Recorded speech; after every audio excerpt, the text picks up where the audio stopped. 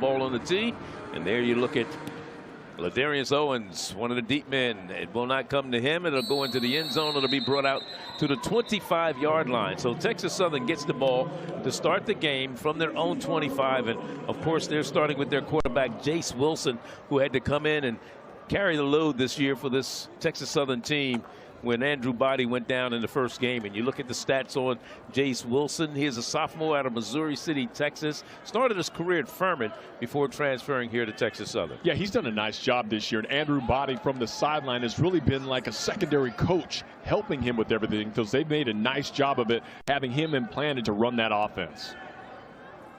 And Ladarius Owens is in the lineup at the running back to the right of his quarterback.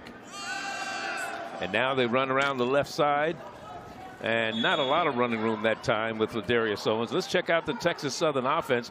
The offensive line averages 300 pounds with Torrance, the preseason all-conference selection. Dennis Jones is a redshirt freshman. The running backs, we talked about Ladarius Owens, who leads the Southwestern Athletic Conference in rushing over 1,200 yards. Quay Davis leads the team in receiving. It is second down. Back to pass, and now play action, little draw play. That was nice. Right up the middle goes Owens, and Owens is across the 40 to about the 44-yard line. It'll be first down and 10 for Texas Southern. Charlie, a real nice job of the offense showing they that said we're going to pass and fooled the defense. Then they handed off to their rock and roll guy, the lightning part of their Thunder and Lightning offense. 19 yards on that run, pass on the far side, and it's complete over there to seeing Blanton, the junior out of Fort Worth, Texas. Let's look at the defense for Pine Bluff. They forced 11 turnovers. Javon Gray, the senior, is on the line. Linebacker Rico Dozier, we talked about him earlier, leads in SWAC and tackles. Veteran secondary, all seniors, and Williams has a pair of interceptions. And they keep it on the ground again and again, close to another first down is Ladarius Owens, as Khalil Arnold was there to make the stop defensively. Yeah, he will be their go-to guy all game long. He has been all season. And until Pine Bluff can show they can stop their ground game, he will be fed the ball. And it's a quick offense is what they're going with this time. And it's complete over the middle. And a first down is gained inside the 25 to about the 23-yard line. Good for 13 as Williams made the stop off the catch by Blanton. It is first down and 10. Quick offense they're going with, and there's Owens still on his feet, being run down by Grant Ewell, the junior out of Portland, Oregon. Well, Charlie, as you watch the defense for Pine Bluff, if they start stacking that middle trying to stop the run, it will open up the air game for Texas Southern to start firing it up with Jason Wilson. Second down. Second and 6. Wilson back to pass. Got it. Back shoulder, and it's caught. And out of bounds, it'll be first and goal, and it's Blanton on the reception. Laprell Boyd, their best defensive back, was there covering, but it's a 16-yard gain, and it is first and goal for Texas Southern, the Tigers. Straight ahead goes Owens. Owens into the line, and he has stood up, and he gets into the end zone. He just took everybody. He didn't need to push. He took them in on his own. That's right. Using those strong legs, he kind of hesitated in the center and then waltzed his way in. So that is an impressive opening drive. No surprise. Ladarius Owens, the go-to guy, but they did a nice job of mixing it up and getting it to the air. But you see here, his lineman giving him some room, and then he finishes the job pushing it on into the end zone to get the Tigers on the board. Only the second time this year that they've scored on their first drive of the game, a touchdown. On for the point after is Romero. The kick is up. It is good, and it's 7-0. 12:25. They took it all the way down the field. 75-yard drive, 8 plays, and we'll be back.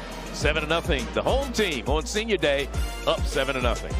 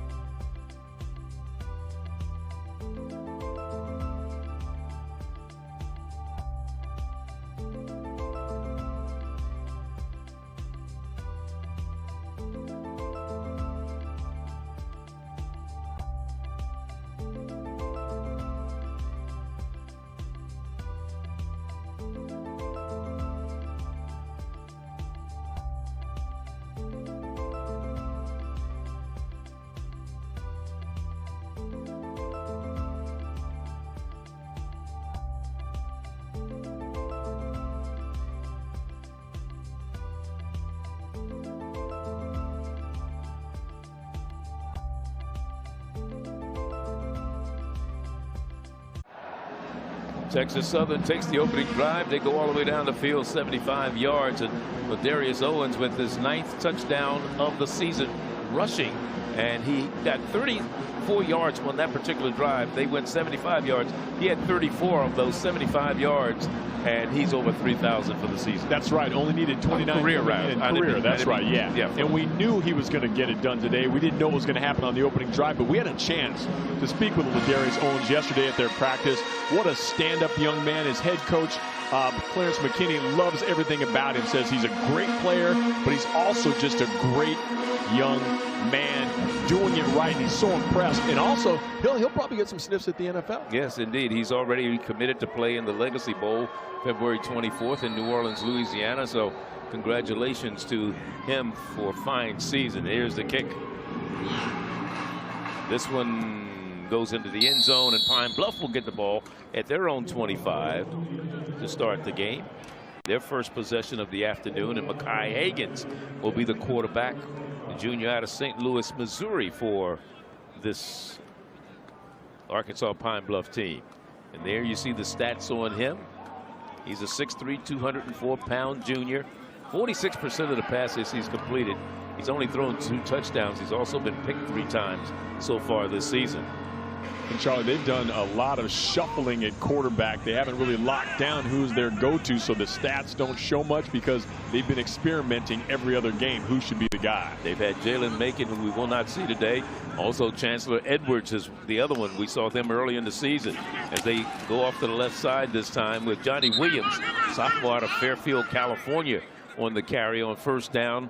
He picks up about 4 yards out to about the 29-yard line. And let's look at Arkansas Pine Bluff's offensive line that averages 290. Atkins is the co-captain of preseason all-conference selection. Johnny Williams, the running back, along with Tristan Ballard, the tight end.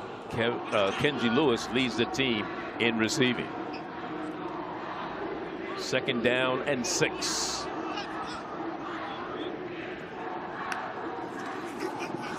The pass, and in and out of the hands. Tried to get it to the tight end, Kevin English.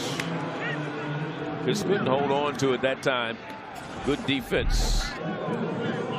Yeah, this was a ball that should be caught. He has it in his hands, but the defenders wrap him up before he can secure it. So a tough one. Would have been an easy first down, but could not get a grip. That was actually Tristan Ballard, the graduate student, the tight end. There'll be 3rd down and 6 right now. Mekhi Higgins back to pass on 3rd and 6. Over the middle, a little bit too high this time for Ballard. Ballard couldn't get to it that time. The ball a little bit too big. So it'll bring up a 4th down punting situation for Pine Bluff. And that'll bring on Jeremy Baker, the junior out of Oakland, California, who's ranked 8th in the conference in the punting department.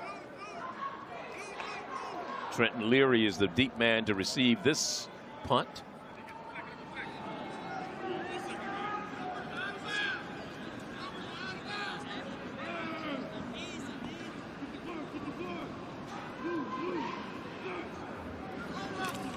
Good snap. Baker gets it away.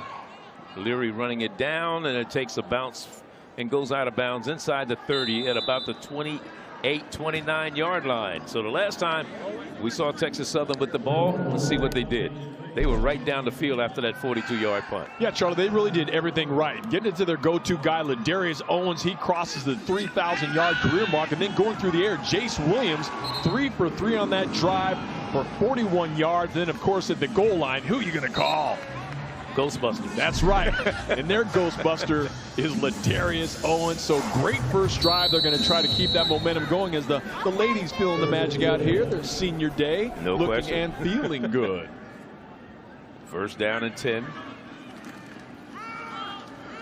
And not a lot of running room that time. Maybe about 2 or 3 yards. It'll be 2nd down and 7 after the run. Again, staying in there, Ladarius Owens. We expect to see Ja'Cory Howard. They call him Thunder and Lightning. That's right. Of course, Owens is the lighter of the two. Ja'Cory Howard comes in at about 225 pounds. There's a pass out on the far sideline. It's complete, and they'll stay complete again to Blanton. And of course, Texas Southern this season 5th in the conference in scoring, 2nd in total yards, 1st in rushing yards, and 8th in passing yards. But an interesting stat is what they've been have done against conference opponents. They played 7 conference games this year, and they've averaged something like 403 yards a game against conference teams. This one's complete across the middle, and a first down is gained. And this reception by Quay Davis.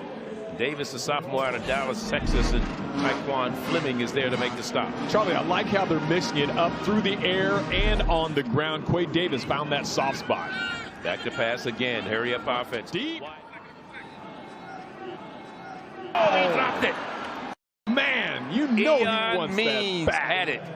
And had it right in the breadbasket, and Taekwon Fleming a little slow getting back up. He was the man covering on the play, and they tumbled down in a heap. Chase Wilson, a beautiful ball right in the basket. Means has a shot to catch this. Good defense. He's beat, but he gets a hand in there last second, punches it loose. But trust me, Ian Means knows, baby, that should have been long distance for me. And certainly would have been, because he was averaging 11.8 yards per reception. And of course, there's the defensive back, Taekwon Fleming, senior out of Cincinnati, Ohio, shaking up a little bit. Yeah, he felt a little awkward on that one. Let's hope he just got the wind knocked out of him. Well, while they tend to Mr. Fleming, we're going to step aside. 7-0 will be a 2nd and 10 for Texas Southern when we come back. So it's going to come down to this. Can they do it?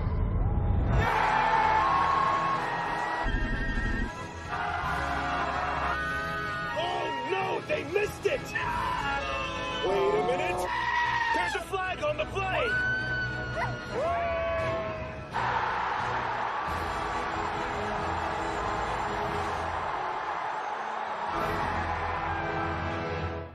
What do you mean the connecting rooms were not confirmed? Exactly, not confirmed. We need to be able to see our kids. Oh, you'll be able to see them. When you want your kids in a room that's actually connecting, it matters where you stay. Hilton for the stay. Growing up, Hughes and Cowboy was one and the same. My daddy's a cowboy, I'm a cowboy, and I'm raising a cowgirl. And discovering that my family come from farmers for generations. This life is in our blood. We ain't stopping no time soon.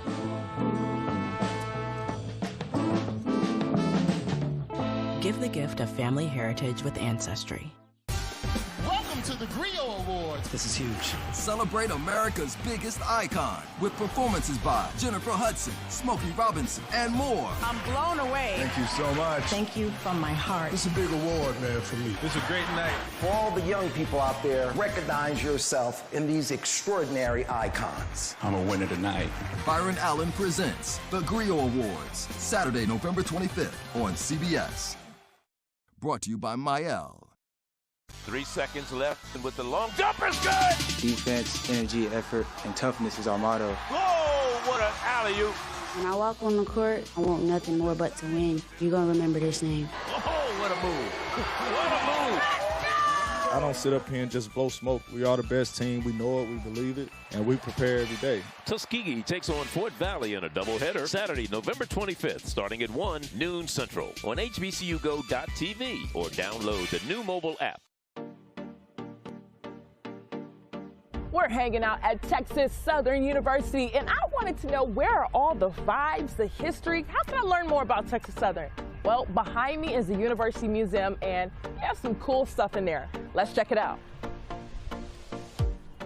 Founded in the year 2000, the mission of the museum is to exhibit both past and present art. It is filled with artifacts from the African American legacies and traditional African art gallery.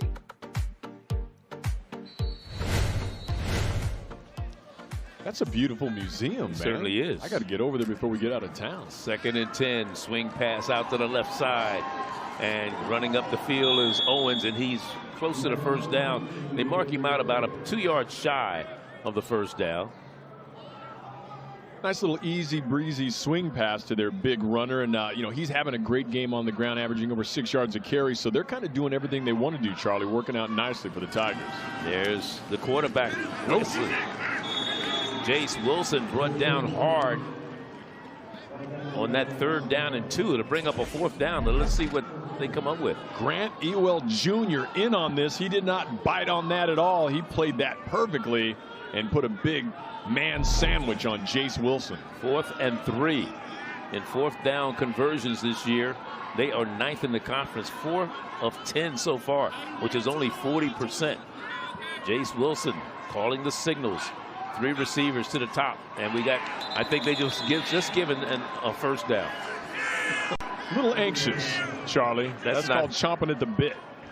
You know, we talked to coaches about penalties and defense. Number 90, whip contact. 5-yard penalty results in a 1st down. We talked to coaches about being penalized, and one of the things we talked about, they're the 3rd least penalized team, that is Arkansas Pine Bluff in the conference. And I asked him, I said, the ones that really get you those types of penalties, the physical penalties, they don't have a problem with. Yeah, mental mistakes. It's the mental mistakes, the Drive pre-snap coaches penalties. Crazy. Yeah. So they gain a 1st down after that offsides penalty. Here's the pitch to the near side, comes over to nice work. Breaks inside and finally brought down by Rico Dozier, but not before he gains the 1st down, a gain of 24 down to the 22-yard line. Charlie, little quick pitch here, and this is one of the many things that makes Ladarius Owens great, his patience as he waited for his blockers, cut back big chunks of yards. That's how you move the ball down the field. He's had 7 100-yard games so far this season. Back to pass is Wilson. Wilson throws, has it complete far side, and is nice Blanton. move. And Blanton's still on his feet, cutting back. The wrong way. Yeah, he put it in reverse, but should have had it in drive. a little too much shake in that bake right there. But a great catch here on the outside. They're doing a nice job again of spreading out the defense. But I'll tell you, Blanton looked like he might do something dangerous, then started heading in the opposite direction. So they actually lost yardage. Mark Fleming was the man who made the stop defensively for Arkansas Pine Bluff. So it'll be 2nd and 11. They lost the yard on that man. one. But only a yard. There's Wilson going up the field. Nice play. Wilson slides down, the baseball slide down inside the 15 to about the 13-yard line. And Charlie, we also they're going to mark it at the 15. We had a chance to talk to Jace Wilson yesterday, and he said he's starting to find his rhythm. Last week they looked really strong in their upset of Alcorn State. So he's a young man who came in not expecting to be the starter, and he's starting to fill that role. 288 yards he passed for last week. There's a pass under flat. Great pass. And it's caught. And it's a completion on the far sideline and coming up with Blanton. And it'll be 1st and goal again at the 2-yard line, a gain of 13. Nice frozen rope by Jace Wilson. But look at the toes getting in there. That is a great catch by Blanton. This time he does the right thing. And straight ahead. And of course, there goes Mr. Owens into the end zone for his 2nd touchdown of the afternoon. Lightning, Mr. Electricity. This is what he does. Ladarius Owens, he is a power and speed runner. You get near the goal line, he can smell that like us at a homecoming looking for some barbecue, Charlie. This guy knows how to get to the end zone, but he's a crafty runner. He looks for openings. He doesn't commit too much, but when he sees it, he explodes and gets the job done. Point after by Romero, forthcoming. 11-play drive, 71 yards. They used up 4 minutes and 21 seconds off the clock. And as you know, it's been a great year filled with great plays here on HBCU Go, especially on Black College Football Saturday. And we'll take a look at our plays of the year when we come back. Rock.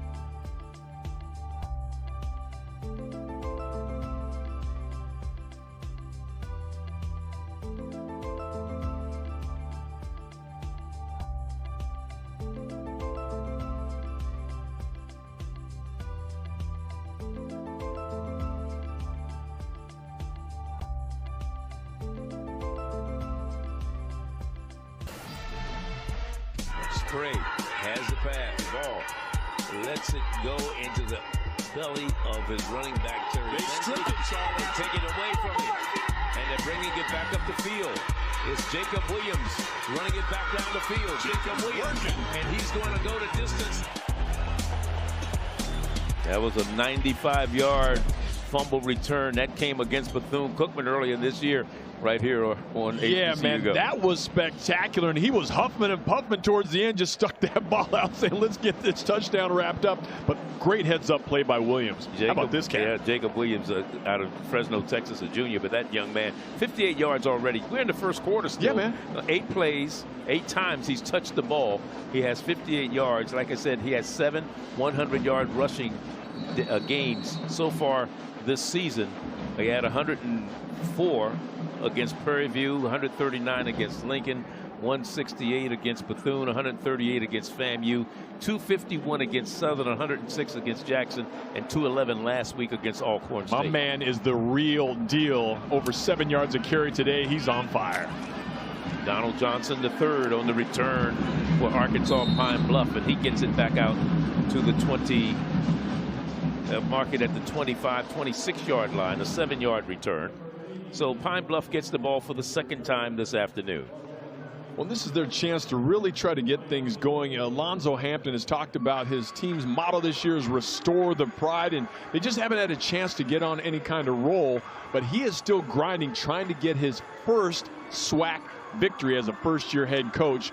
And his team, again, you talked about it in the opening, Charlie, they've remained positive, but they have not gotten the results. Close, but no cigars. And the only win came against Miles, an SIAC Division II school, and they beat them by just a point, 21-20, back in September. Now here's a pass, a run, I should say, straight ahead. And you talk about this this team for Arkansas Pine Bluff. This is the 4th team that they've played that their nicknames are the Tigers this season. So they've been victimized by Tigers all season long. Charlie Neal, ladies and gentlemen, digging deep for a little trivial trivia. Tennessee State was a Tiger. They taxed Jackson State the Tiger, Grambling Tigers, and now the Tigers of Texas Southern. There we go. See, again, worth the price of admission. Second down and 9. See all those people holding those cards up there?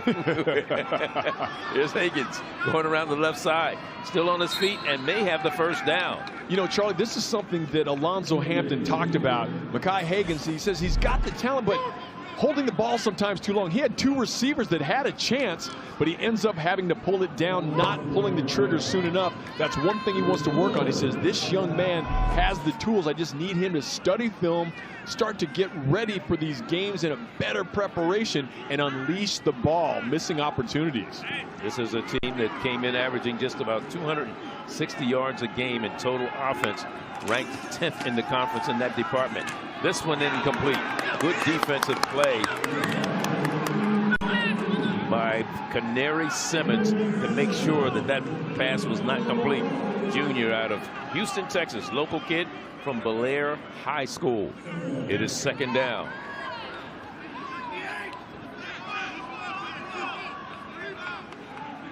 Second and 10.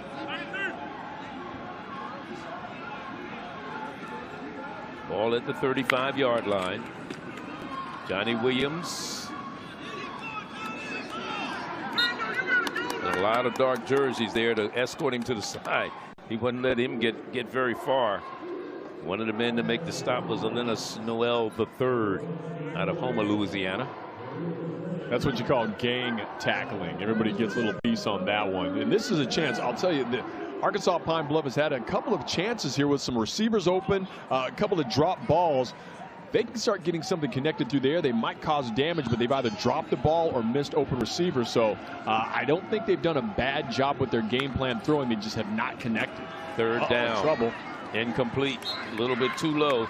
A lot of pressure coming on the defensive side by Javius Williams. He was the man that was committing the pressure, number 24. Yeah, right up the middle here, and also the big man, Quentin Cook, right in his face, 9'7". So they were trying to set up the screen.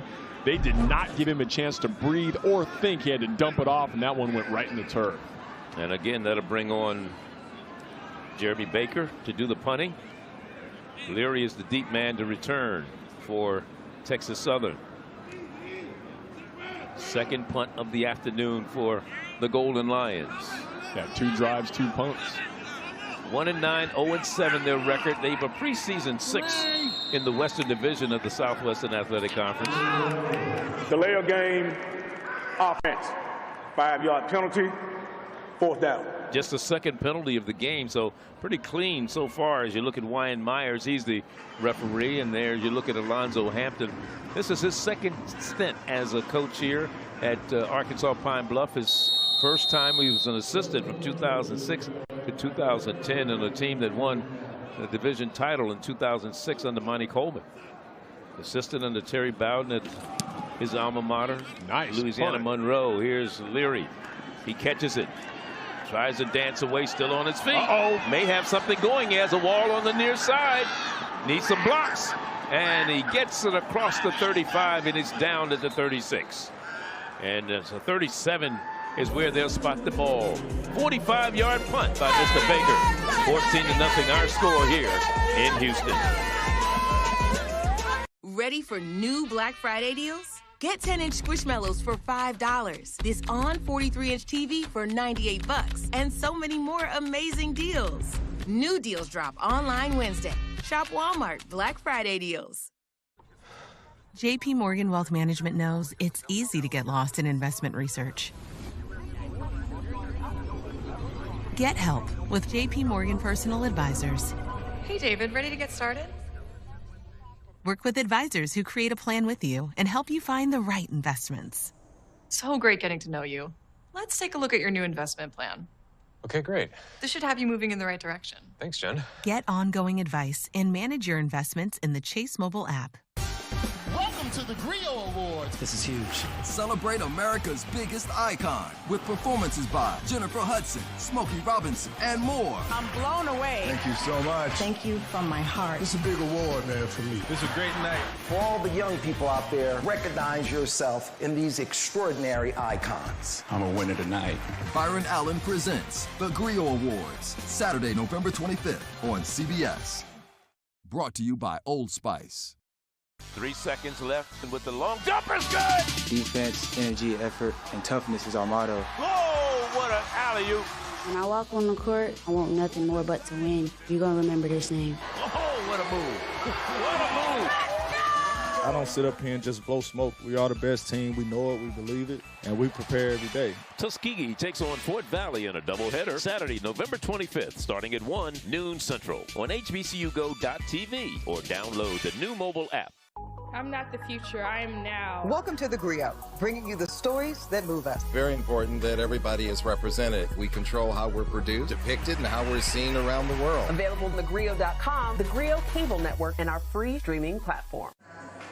Welcome back, everybody. So far, this one, all Texas Southern. And I tell you what, Charlie, Coke Zero Sugar knows the best fans ever are the ones who cheer the loudest, tailgate the longest, and pour everything they have into their favorite team that's at the game or from afar. But being the best fan can be hard work. So Coke Zero Sugar and HBCU Go here to celebrate the best fan ever. And guess what? Nia is out in the stands and has found somebody. Nia, what's going on? Thanks, Don. What's your name, where are you from, and what makes you the best fan ever? My name is Camille Pruitt. I'm from Houston, Texas. The best fan ever is I'm always at the games every time front and center, and I'm always there on the big old Tron. There you have it. Camille is TSU's best fan ever, and we're going to celebrate with a Coke Zero Sugar. Back to you guys. Well, normally you get that bottle. I don't think you want this one this week, do you? Well, you know what? It used to be when I was growing up, have a Coke and a smile. That's called have a Coke and a lot of smiles. Oh, well. 14-0 our score. 36-yard line is where Texas Southern goes to work for the third time. Pass to the near side to Quay Davis, his second reception of the day. Quay Davis out of Dallas, Texas. Leading receiver for Texas Southern so far is Sean Blanton. He has 6 receptions today. There you look at Quay Davis, 5'11", sophomore. There's a lot to build on with this team here, and they're talking about, you know, all the rumors about Clarence McKinney. This may be his last Well, he's going to show them. It seems that way. He's going to go out with a winning note as we look at Ja'Cory Howard for the first time today on the carry. Rico Dozier to make the stop. Ja'Cory Howard out of Houston, Texas. He's a 6'1", 225 senior. Went to Alden High School. Preseason second-team all-conference selection in the SWAC coming into the season. And there he goes again. Has the first down across the 47. Charlie, they're really keeping the ball moving. I like the way that Jace Wilson is running this offense, and he's been connecting through the air. 8 of 9 on passing so far. Of course, the ground game always solid when you got thunder and lightning in the backfield. These guys are in firm control. Clarence McKinney putting together a nice game plan to come out strong to open this first quarter.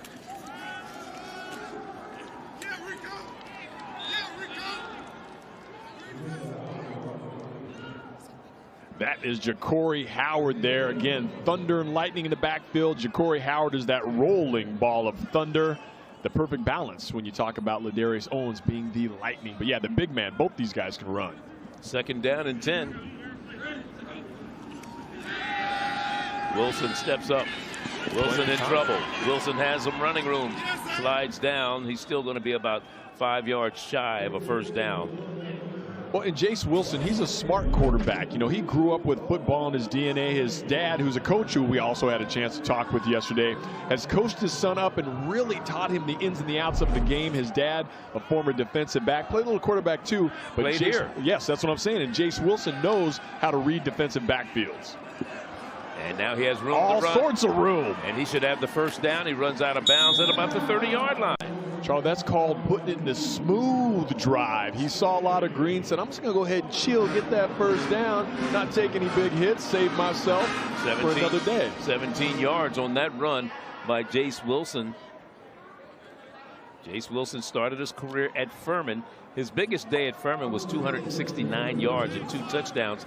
That came against VMI back in 2021. And last week he surpassed that with 288 yards against Alcorn. And at Furman, he did that as a true freshman. Off to the left side. There he goes. There's Owens. See ya. Touchdown. Ladarius Owens. No flags on the play.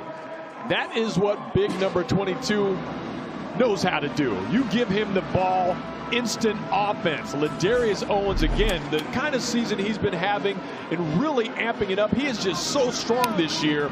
Clarence McKinney, the head coach, talked about he was really impressed at the way Ladarius Owens put in the extra effort this season, this offseason to get ready, his final senior season, and he has delivered. Again, the school's leading rusher, single season and career, now over 3,000 yards. And when you talk to Clarence McKinney about Mr. Ladarius Owens, he says he's a very talented young man, but very humble at the same time. Humble, hard worker, does what the coaches ask, and he just delivers. But this is a guy who has that nice balance. We've talked about it. A guy that can run low to the ground, but also he knows how to find daylight. These are instincts. You don't teach those things. Certain cats have it, certain ones don't. But Clarence McKinney, you can see the way he appreciates in his eyes what this young man is about. Ladarius Owens was the second player that Coach McKinney recruited when he took over the head coaching job 5 years ago. And the first player was Ja'Cory Howard. That's right. They came, it was a 1-2 punch. That's how you do it, baby. And they've been delivering on the ground. They just haven't had that record. But you talked about it, Charlie. They've had over 20 starters injured and out of the mix, including their quarterback. So they've been holding on and trying to make this thing work. Next year, they're going to be powered. You talk about Ladarius Owens. He has set the school record for yards in a career, over 3,000. The old record was set back in 1994 to 98 by a young man by the name of Thomas Sy, or C-S-I-E-H. And the old record that was 2,934 yards. Yep. And also, he also has a season record for yards in a season. That young man record was 1,204 yards. Fair catch called for him running back. Well, you know, Ladarius Owens talking about that. He's got 9 carries, 88 yards today, so he's their new man in every category. They're going to be sad to see him go, but he's going to go out with a bang today. You know, the only team in the SWAC that held him, the only SWAC team that held him under 100 yards was Grambling. They held him to 76 yards this year. One of the few teams that can stop him, but look at him go today. 9 carries, 88 yards. That's nearly 10 yards a pop. Also, oh, by the way, 3 touchdowns to go. And Charlie, we're not even out of the first quarter right now. So Ladarius Owens dancing, making it look good, making it look easy, and he is so strong. The nice thing for him, he's got almost 100 yards in the first quarter. If he has a big day, he could end up the leading rusher in the nation if he explodes. He was, again, number 2 coming in. He keeps this up, Charlie. This could be a 200-300-yard day. No question. No question about it. First down and 10 now. Mekhi Hagan's calling the signals. He has Johnny Williams in the backfield with him. Will the Texas Southern Band please refrain from playing when Arkansas Pine Bluff has the ball? Will the Texas Southern Band please refrain from playing when Arkansas Pine Bluff has the ball? This is your first warning. Thank you. Next time it'll be a big penalty. Band directors, they think they run the show. That's right, baby. Home field advantage. Strike up the band. And we got some fans out here heckling the Stripes for telling them to pipe it down. No, tough crowd, Charlie. Well, no question. Here's Hagan's back to pass on first down. Has a little room and breaks it outside. Still on his feet. Needs a block. The corner. Uh-oh. But now gets about to the line of scrimmage, and that was it. He may have gotten a yard. I don't think he got anything on that. Yeah, Charlie, a lot of running for very little, but Alonzo Hampton, his head coach, again, loves the skill, says Mekhi Hagan's can be his guy. Again, they've rotated 3 quarterbacks in this year, but again, not pulling the trigger quickly has been that one sore spot that he wants to work with him on. We want to say get well to Bobby Acosta, had that eye surgery, still not back in action. He's supposed to be released from the hospital. He's the offensive coordinator for Pine Bluff. And there's a good run after the catch and a first down gain as Calvin Henderson. Kristen Cochran, number 18 on that reception. On the reception, Henderson making the stop defensively. And that's a nice way to move those chains. That's what he needs to do, that quick release, you know, quick. He's already in the shotgun. Just get that ball out of your hands. Lloyd in motion, and that's incomplete. Trying to get it over there to Maurice Lloyd. Josiah Hardman comes up with a big hit here, and that's called the can opener pass. You throw it out there, you're going to get your lid ripped off. You see Steve Wallace there, offensive line coach. He's filling in as the offensive coordinator. Also, Kendrick Nord is also helping out on the offense. And coach even said to us he's been sticking his nose in on the offense this past week because he's normally a defensive specialist. He played linebacker, right? Yeah, he's a defensive player. Oh, and that nice was knocked play. Away and back into the hands of an offensive player, but they may have lost yards on that. Exactly. Crazy play, a little pinball. Jacob Williams coming in at the linebacker position, gets up and climbs the ladder and swats it down and heads up trying to catch the ball, but as you point out, actually lose yards. There it is. Williams bats it back. One of the linemen, the big man up front, catching it. Who got the rock there? Was that Kristen Love? I think it was the quarter. That was like back in the 70s. Remember that TV or the movie? Get Christy Love. That was Kristen Love. So it's 3rd and 15 now. Ball at the 30-yard line. They lost 5 yards on that play.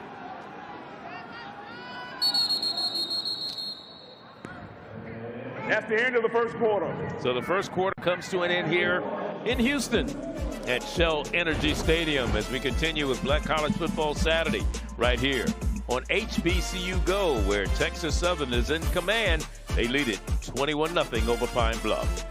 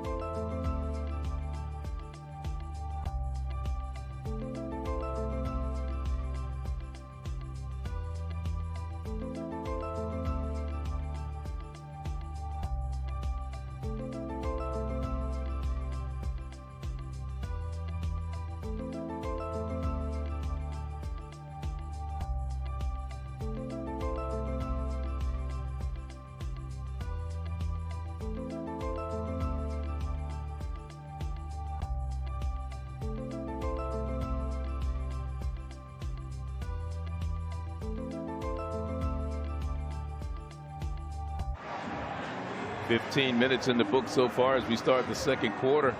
21-0 is our score. Welcome back to Shell Energy Stadium. Coach, you gave up 3 touchdowns in the first quarter. What adjustments defensively are you looking for to get some better containment in the second? We need to be able to tackle better, number one. I mean, obviously, we've got guys in position. They're missing tackles on the tailback. Then they throw 2 balls. We got guys in position. Their guys are, in the first quarter, he made the plays. We didn't make them, so we need to do a better job of making those plays in the second quarter. Awesome. Thank you so much. All right, Courtney.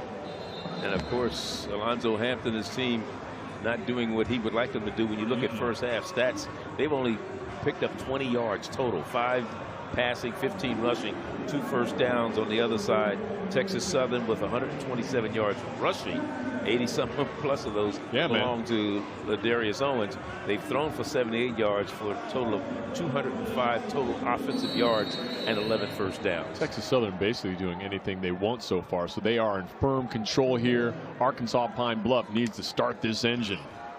Here's Higgins. Gets it on the far side. Is it complete? Chris Cochran makes the catch. There he is, Chris Cochran, out of Detroit, Michigan, from River Rouge High. Started his career in North Dakota, and he comes up with the big catch. What's deceiving you out of play like that, Charlie, is you got Higgins so deep running Now for they his call life. it incomplete. Okay, well, it had it been complete, it was only about a 2-yard pickup anyway. So tough going, tough sledding for these guys so far. Baker back to punt it once again. 4th and 15. Leary back to receive the punt.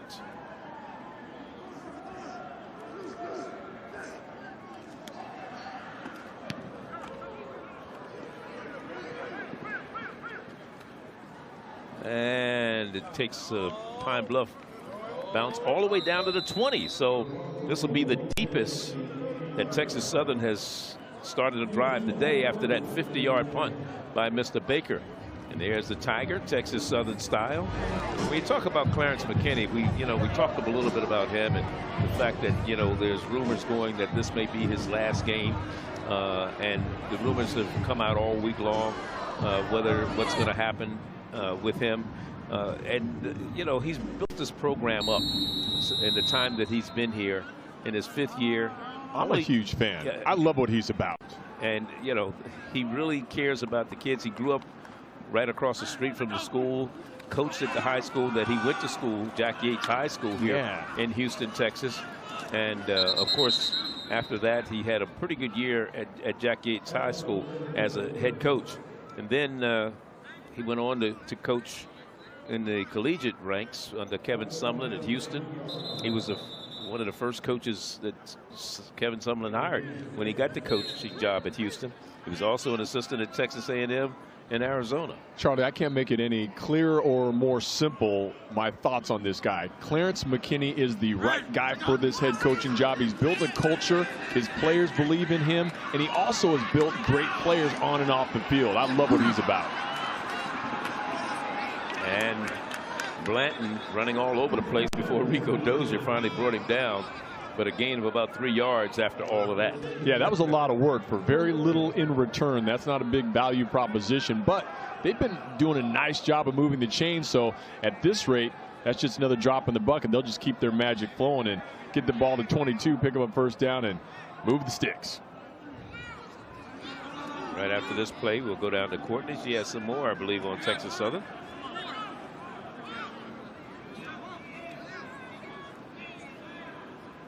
Jace Wilson. Not much going on right now. They're going to be short of a first down. Let's go down to Courtney. Charlie, just talking about what's these rumors that's been going on with head coach at TSU. Now, we also found out that the players just went into severe vouching for their coach. They met with President Granger the other day this week, and they told him, we are just ready to have coach back next season. We want to run it back, they said. They completely are super behind their coach, and they are severely ready to get him back next season. Guys, back to you. All right. Thank you very much, Courtney. Yeah, he recruited these guys. These are his players, and I'm telling you, next year they are built for speed. First time we've seen Texas Southern punt today, and it's not a good one.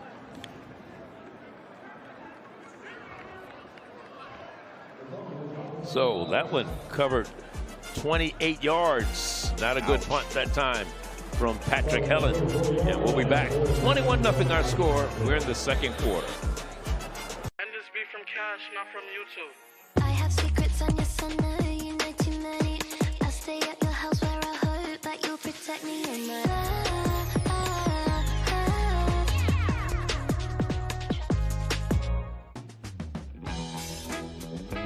This is not just a refill. This is being independent. Together. Walgreens. Welcome to the Griot Awards. This is huge. Celebrate America's biggest icon with performances by Jennifer Hudson, Smokey Robinson, and more. I'm blown away. Thank you so much. Thank you from my heart. This is a big award, man, for me. This is a great night. For all the young people out there, recognize yourself in these extraordinary icons. I'm a winner tonight. Byron Allen presents the Griot Awards, Saturday, November 25th on CBS. Brought to you by Procter & Gamble. Direct. Don't you ever look up at the sky and roll your eyes. You hear me? Yes. Yeah, good. Realistic. I will maybe have a tendency to Spend too overindulge. much and won't be able to pay your rent. That's the problem.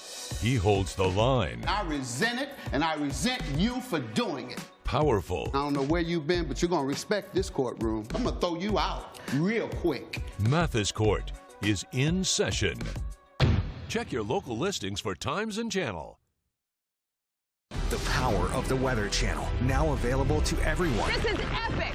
Trusted live coverage when it matters most is now yours to stream with the Weather Channel TV app, real-time radar, and maps that let you track all the action. Let's get into the details. Personalization, customization, hundreds of hours of your favorite shows, and so much more.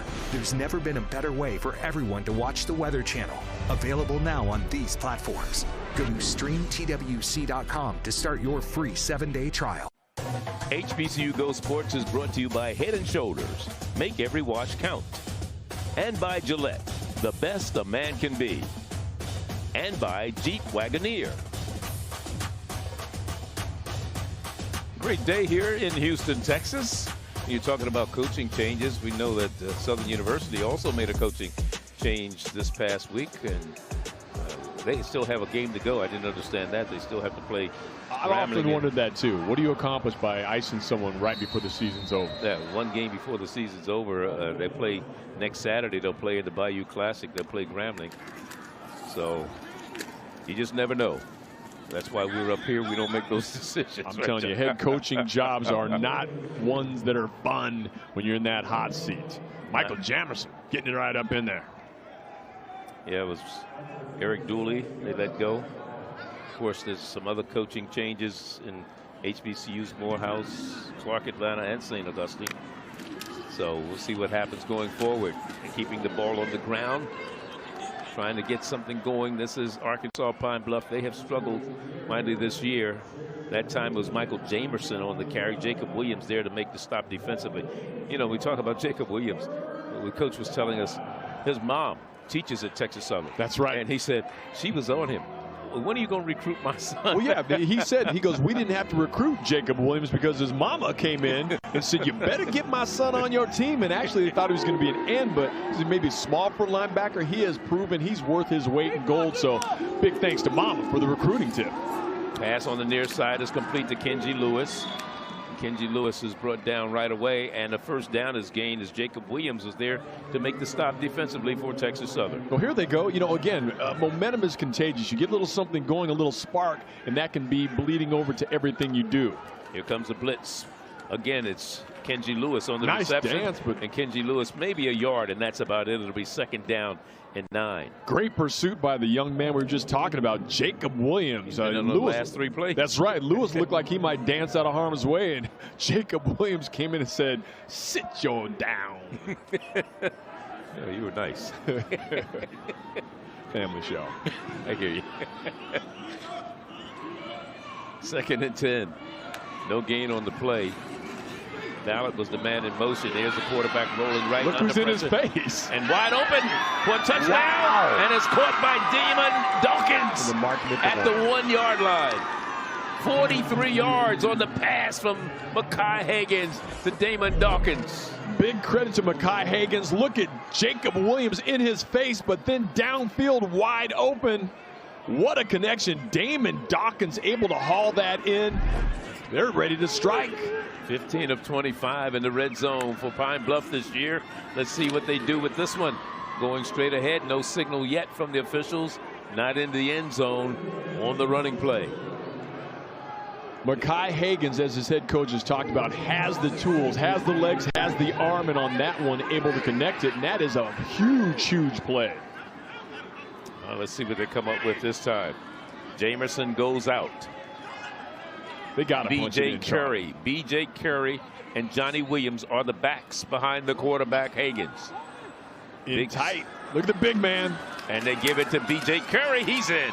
That's how you do it. B.J. Curry, they gave it to him, and he took it in. Elijah Harden was the big guy you were talking about. He's a 381-pound freshman, and he was going to create a hole, wasn't he? Look at him. That's where the beef is right now. Running in place, he said, I'm bringing it like a big army tank right up the middle. Johnny Williams just slides on in. I like that, though. You get the man up front, Elijah Harden. He was running in place. He was ready to go, engine rolling, and he just pile drive the way in.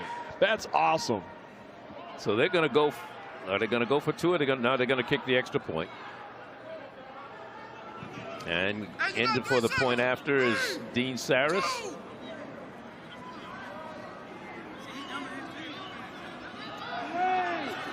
Saris. The kick is up and a whistle. It's good, but let's see. There's a penalty marker down.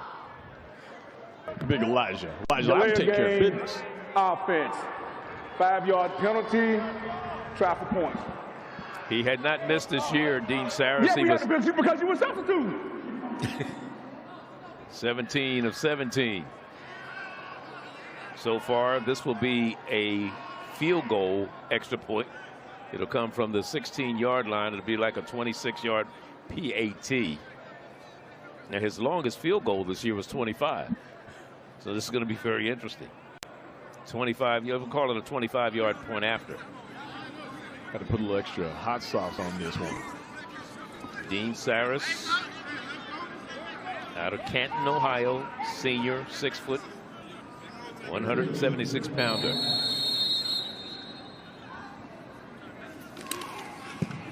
This one is up, and it is good. So he does split the uprights with the 25-yard PAT.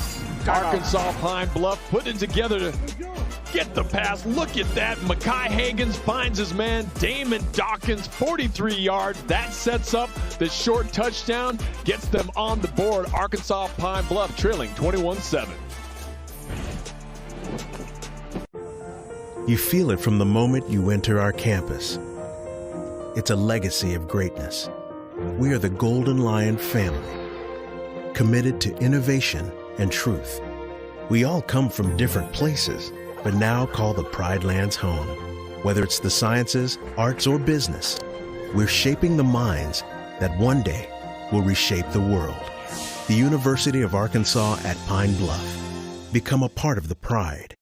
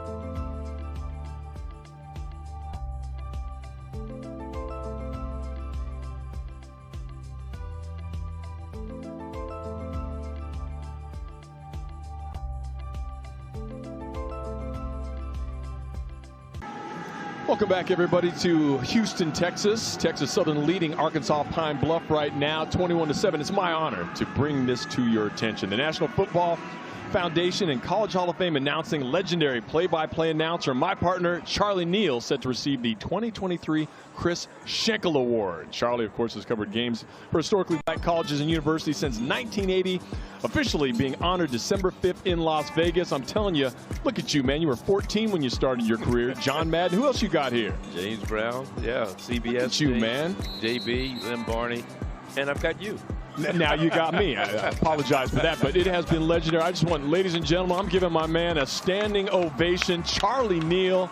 I got to tell you, brother, this is our second year together, and it has been a ride of a lifetime. The love that you get is well-deserved. Congratulations, man. I'm proud of you. Well, thank you so much, John, and it's been an honor working with you, and I'm so grateful and thankful that I've been able to receive this award. But more importantly, I credit the players that we're doing today, the coaches that we see out there.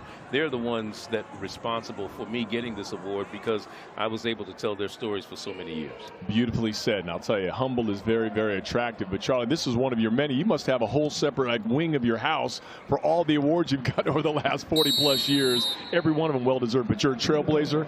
We thank you for what you've done, my man. Well, thank you so much. Thank you so much. And thank everybody, all our people that helped make this season go for us. All the people down in the truck. Thank all you guys in the truck and on the field. The camera people and everybody. My man Steve Shutt, my stat guy, who's been with me for the second straight year. I tell you, it makes it so much easier for us to do our job. Well, I love it, man. Again, congratulations. I tell everybody, I'm with the legend, the icon Charlie Neal, and I just grab onto Black Superman's cape and go for the ride. That's how we do it up here.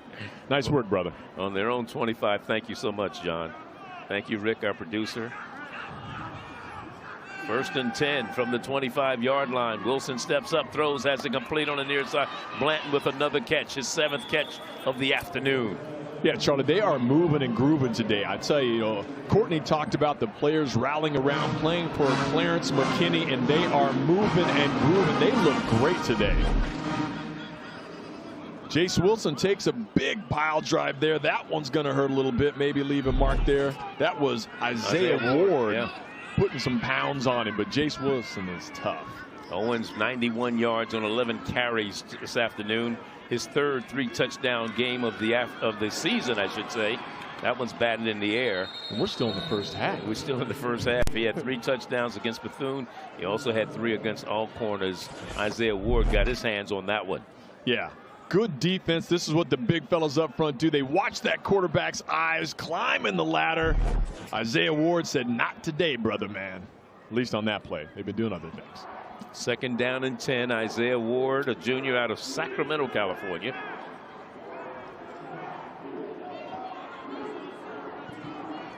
But Darius Owens hangs in there with his quarterback. Dropped the ball, picked up. And Arkansas Pine Bluff has the ball. It was Khalil Arnold who picked the ball up. Big number 53, the sophomore out of Lovejoy High School in Georgia. Charlie, this is just one of those mishandles there. Jace Wilson did not get hit. He goes back to throw this ball and watch it just slip right out of his hand. Right place at the right time. Khalil Arnold there. You can see this. Look, maybe his hands were sweaty or something, but just got away from him. That is a costly turnover. Arkansas and Pine Bluff, fresh off scoring a touchdown. They're in great shape, Charlie, to get that second TD. Only the 7th fumble by Texas Southern this season. Their 15th turnover. That play was crazy. So from the 23-yard line, Hagens in trouble. Wide open on the near side. And it is the running back out of the backfield, Johnny Williams, on the catch. And it's 1st and goal at the 4-yard line, a gain of 19. Arkansas Pine Bluff cranking up the engines right now. 2 big pass plays. Again, in striking distance to score. Johnny Williams able to get behind the defenders. He was just hanging out, waiting for that ball to come down. What a great pass, great play. And that was a tough pass by Mekhi Hagens, rolling far to his right, throwing it across field for the big connect with Johnny Williams. There was nobody back there defensively. On the run, going straight ahead, goes Curry. I think that was Williams again. It is Williams, correction. Johnny Williams out of Fairfield, California. And it was Elena Noel Linus Noel on the stop defensively, and it's 2nd down and goal at the 2. Look, let's get the big man Harden up front again, number 75. Let's just follow him to the glory lane. He's in there. Harden, a freshman out of Forest City, Arkansas. It's like the Fridge Perry all over again, except they're not giving him the rock. You know about that. That's right. Back you were in working Chicago back then. I'm telling you, man, he was a character, a lovable guy. I just love seeing the big men get some love. You know what I mean? It's just they do all the hard, dirty work, blood, sweat, and tears. Look at Elijah Harden, 6'6", 381, a biscuit away from 400 pounds. Look at him revving up that engine. I'm telling you, if you're on the defense, you're a little bit worried. I don't care how tough you are. Yeah, get that starter. When you see a Brinks truck hit, the ball loose. Picked out. That is crazy, Charlie. Coming back up the field with it. Unbelievable turnaround on that. Canary Simmons on their right place at the right time. There he is, the junior out of Houston, Texas. Brings it all the way back. It'll be 96 yards. That's unbelievable. You're at the door knocking for a touchdown and cough it up.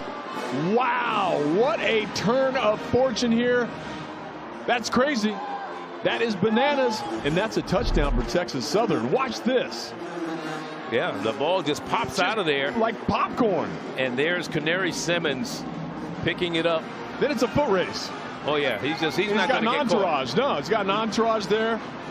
Wow. There he goes, Canary Simmons. That's a 14-point swing there, Charlie. Instead of Arkansas Pine Bluff scoring, Texas Southern, the Tigers scoop it up and take it all the way. We just said 96 yards? Yeah, that's a second fumble recovery for Canary Simmons this year. But more importantly, we saw one earlier that we showed for Johnny Williams, who ran one back for a touchdown. And Jacob Williams. Jacob Williams for our player, one of our plays of the year. Yeah, man, look, these guys know what to do with it. If you give the ball to their defense, these guys have end zone in their eyes. What a play. What a heartbreaker for Arkansas Pine Bluff. But the home team loving it. The kick is up, and it is good. And they add more points. They got the big man in front of them, Charlie, but that ball, look at that. Someone just sprung it loose. I'll tell you what. Canary Simmons, right place at the right time. And this is what you call converting fortune. You get a lottery ticket handed to you. You take it all the way to the house, take it to the ATM, and cash it in. I'll tell you who feels good about it. I'll tell you, that man right there, their quarterback, Chase Wilson, after turning it over, he's like, thanks, brother, you saved me.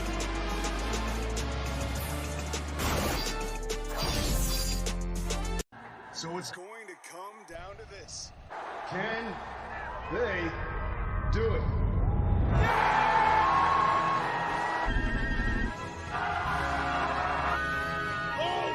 They missed it! Wait a minute! There's a flag on the play!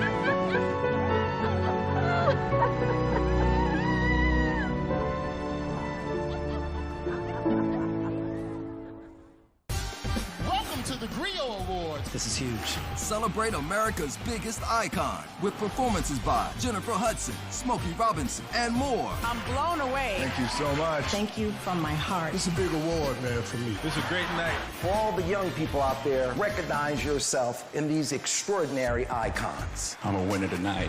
Byron Allen presents the Griot Awards, Saturday, November 25th on CBS. Brought to you by King C. Gillette. It's unbelievable. Hundreds of millions of lives impacted. Look at the wind howling through here. Tens of thousands of live reports where the weather is happening. Yeah, this is extreme. Thousands of storms forecasted. 40 years of storytelling. 22 specialized and advanced field degrees. 7 innovative weather presentation patents. And a former National Hurricane Center director. One trusted best-in-class expert team. America's most trusted news network. The Weather Channel. 28-7 our score. When you talk about a chain of events, Texas Southern had the ball, they lose it, and then all of a sudden it's in Arkansas Pine Bluff trying to get ahead. It looks like the big man tried to carry the freezer, not the refrigerator. Yeah, I don't know what happened on that, but that was a crazy play.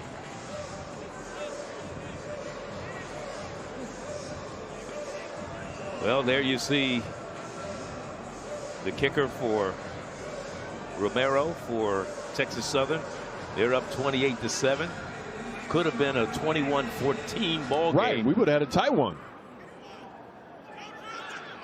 Now fair catch made, and it'll be brought out to the 25. But this is the kind of season it's been for Pine Bluff. You know, You're right. they had the ball handed to them. Here's a big moment. Texas Southern has the ball. The ball just falls out of Jace Wilson's hands. Big break for Arkansas Pine Bluff. They get it all the way down there, and then all of a sudden they cough it up at the goal line going in to score. And my man, Canary Simmons, flying away, taking this one down 96 yards for the touchdown. And just like that, Charlie Neal, 28-7, crazy. Instead of 21-14. Right, man. It's 28-7. 6:55 left here. We're in the first half of play here. As you look at Coach Alonzo Hampton, you got to love that guy. He always is upbeat. He is, man. Talked to him earlier before the game. Son team at Tulane. They'll be playing possibly next week, I think, is their last game of the season. Yeah. Which will give them a chance at their conference championship. He is so positive. I call him Dr. Feelgood, and he says he prayed for this job because he knows what to do here. Just has not had the wins, but he's trying to build a culture too. That first year it's been tough, but I expect some good things coming from him. His positive energy, crazy contagious. I love Alonzo Hampton. Well, he talks about mental toughness. He preaches that each and every day. He talks about the ability for players to play at the upper range of their ability when the game matters most. That's right. And he said he came here, you're exactly right, Charlie, with a purpose to teach that. And that's what he's getting out of his players, even though it's been a tough season. Hagens back to pass, has a man open. Ooh. And that's incomplete. Kenji Lewis, intended receiver down there. Charlie, they're having some luck looking deep. So whatever they're doing with their patterns, they're beating these defensive backs. So again, if he can put this ball on him with a nice, takes a little bit of hit there on the shoulder, he can put a frozen rope on him right there. Hagens, who took a little bit of a bump, could have had another big pickup, but they're actually doing a nice job of finding open receivers now in this second quarter. The last 10 meetings between these two squads is 6-4 in favor of Texas Southern. There's Hagens in trouble. He's going to be sacked. He is going to be sacked. Brought down that time Isaiah Bogarty along with Quentin Cook out of New Iberia, Louisiana. They're there to double team and bring down the quarterback, Mekhi Hagens.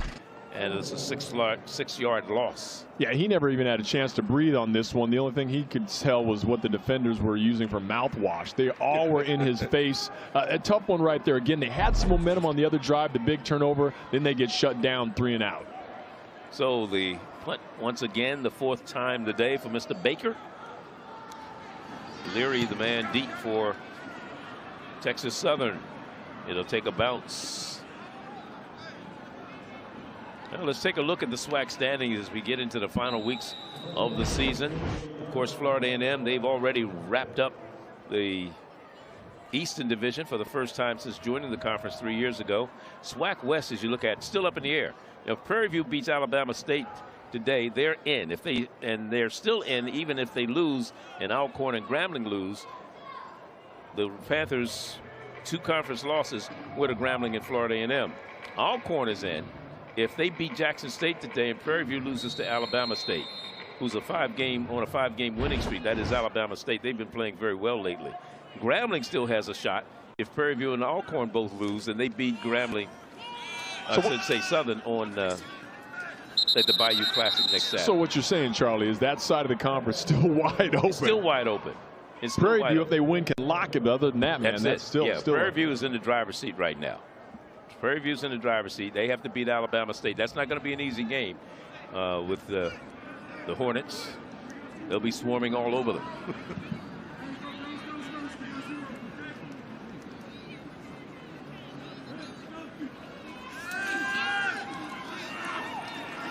Plenty of time. Nice job.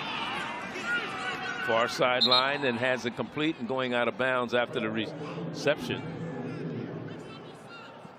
Trenton Leary there. Trenton Leary. Yeah, nice job by Jace Wilson making something out of nothing. Look at it is 2nd down, a 5-yard gain, 2nd and 5. Make that 3rd and 5 rather. There's the pass in and out of hands of Leary. Almost intercepted. Yeah, man, that was a nice ball. Should have caught that one. Jace Wilson clearly on the sideline, got a little extra stick him on his hands for that drive. Makes a nice fire here, and Leary cannot haul that in. That should have been a 1st down, but shoulda, coulda, woulda. Yeah, Hardwick was the man that had an opportunity. So this will be the 2nd time that we've seen Texas Southern punt the ball away today.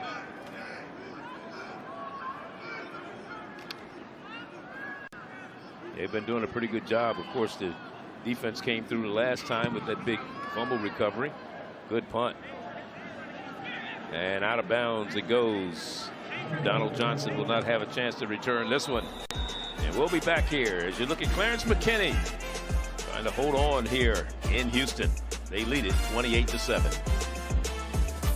Deep in the heart of Houston, Texas Southern is one of the nation's preeminent comprehensive universities. From the classroom to the Tiger Walk to the boardroom and even to the skies, we build realities where excellence thrives. Hail to our dear maroon and gray, fierce, bold, majestic, the Tiger way. Undivided we will stand by the greatest in the land. I decided. Today, the future is yours to decide.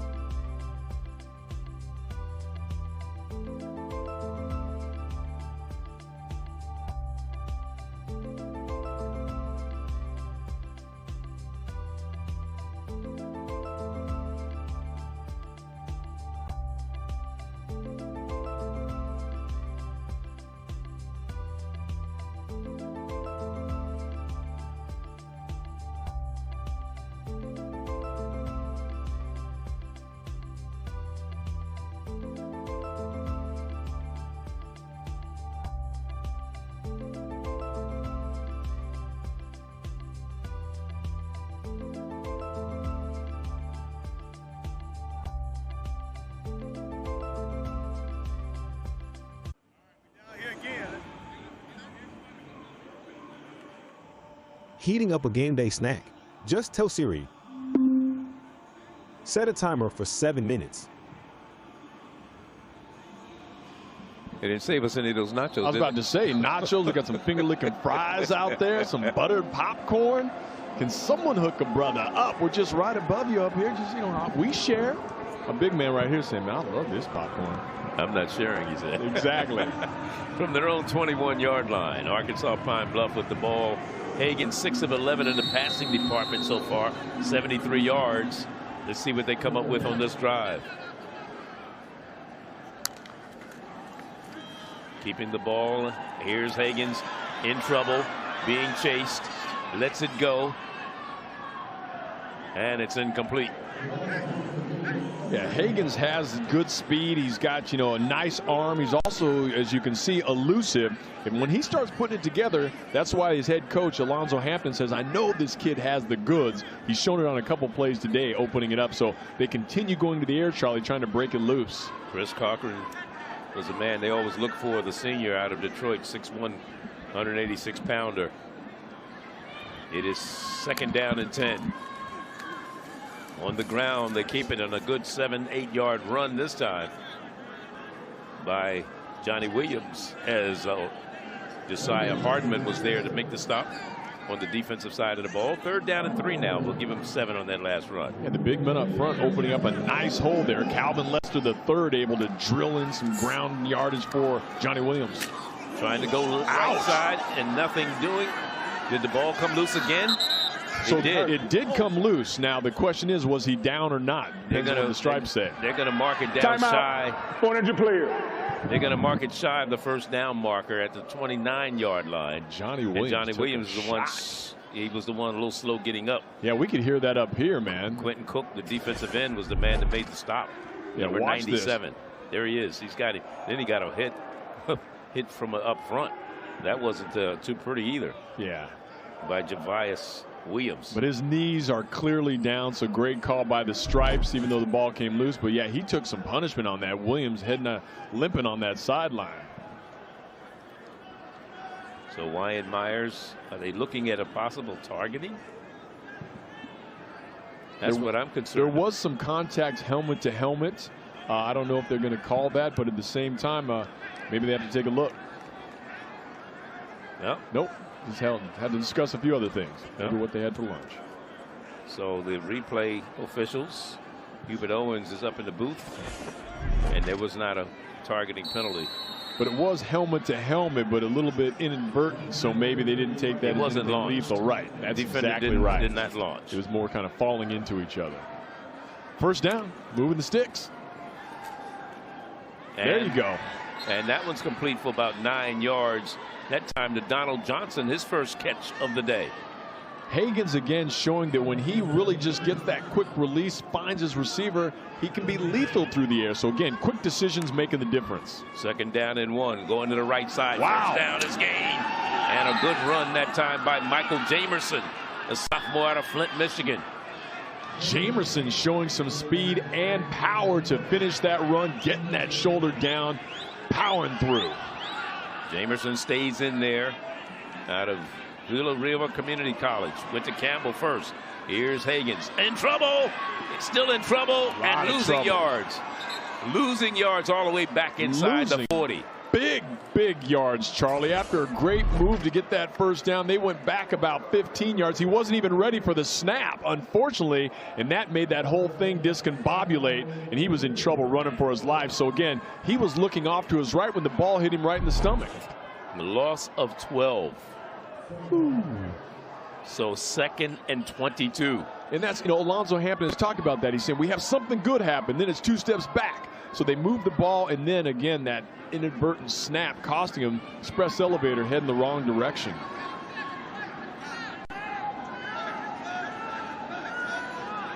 Higgins hung in there.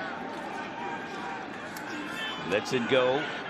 Incomplete on the far sideline. Derek White, the intended receiver out of Atlanta, Georgia. And that ball looked like it was short, Charlie, but not a bad idea because the receiver had some separation actually with the DB behind him. So if he had a chance to come back to the ball, they can complete that. So I like the fact he put it where the receiver could get to it if he put on the brakes and got to it. 3rd and 22. A lot of real estate to go for this Arkansas Pine Bluff team so far today. They're 1 of 6 in 3rd down conversions. Higgins, a lot of time, being pressured. Throws almost intercepted and incomplete. Derek White, the closest offensive player to the ball. But the pressure being applied on the defensive side by Perry Wells. And part of that pressure being caused by the fact that the defensive backfield for Texas Southern is doing a good job of hanging with the receivers most of the day. They've gotten beaten a couple times, but they're also allowing their defensive front, to cause some problems for Higgins. Yeah, Nick Cotton also putting some pressure on as they're going to punt it away from their own 40-yard line.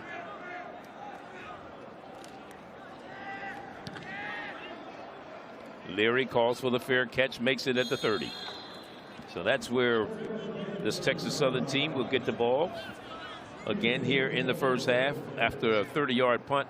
Just under 2 minutes to go before halftime.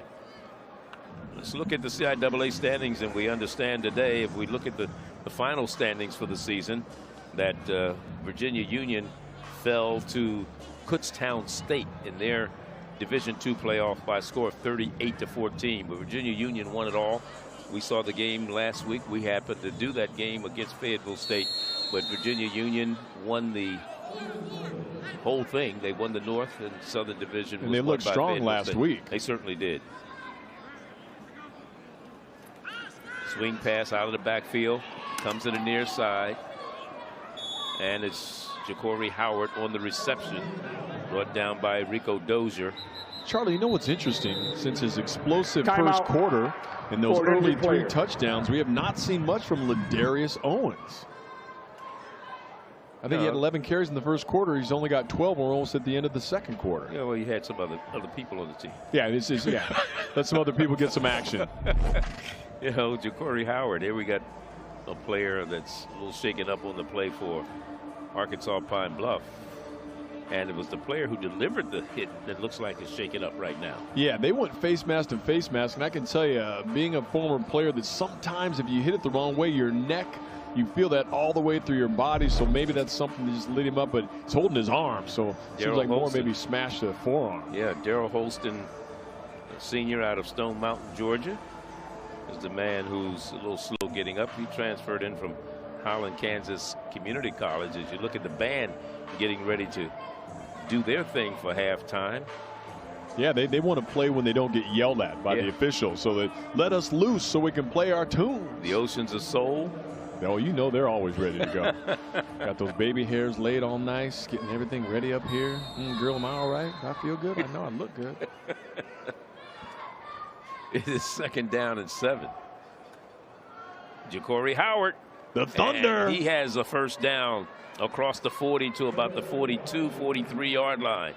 Ja'Cory Howard with the run, about 8 yards on the run. Yeah, when these guys are hitting on all cylinders, when you got Thunder lightning the backfield, Owens and Howard, and then you've got a young man, Jace Wilson, doing it, they are tough to stop. Timeout for an injured player.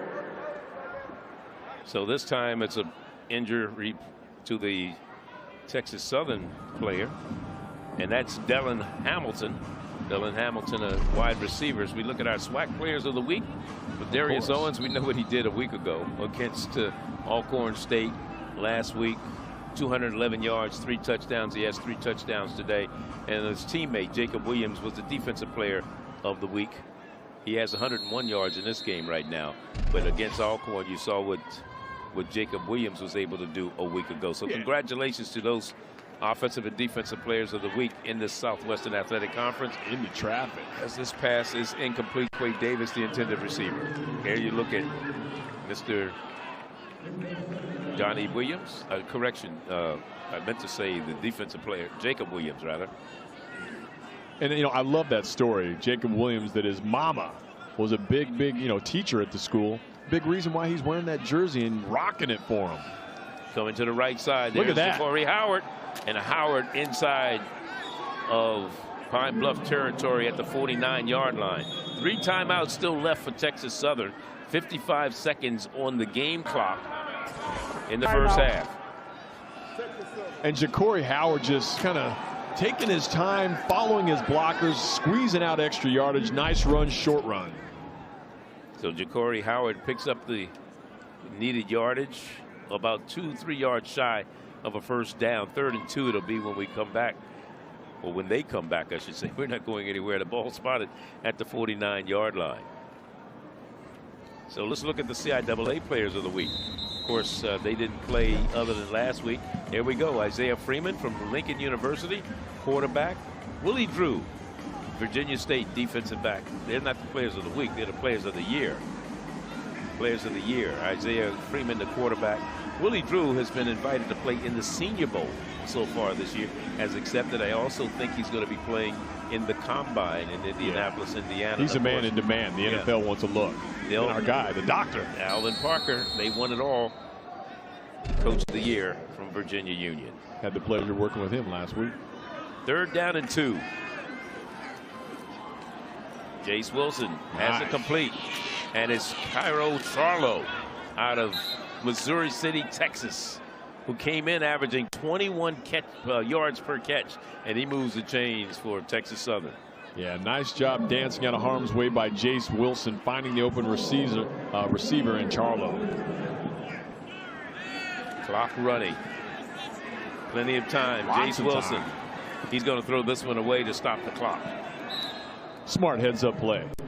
So it's second down, 30 seconds to go. And the ball at the 39-yard line. The Arkansas Pine Bluff 39. Trying to put some more points on the board before halftime. You look at Jace Wilson.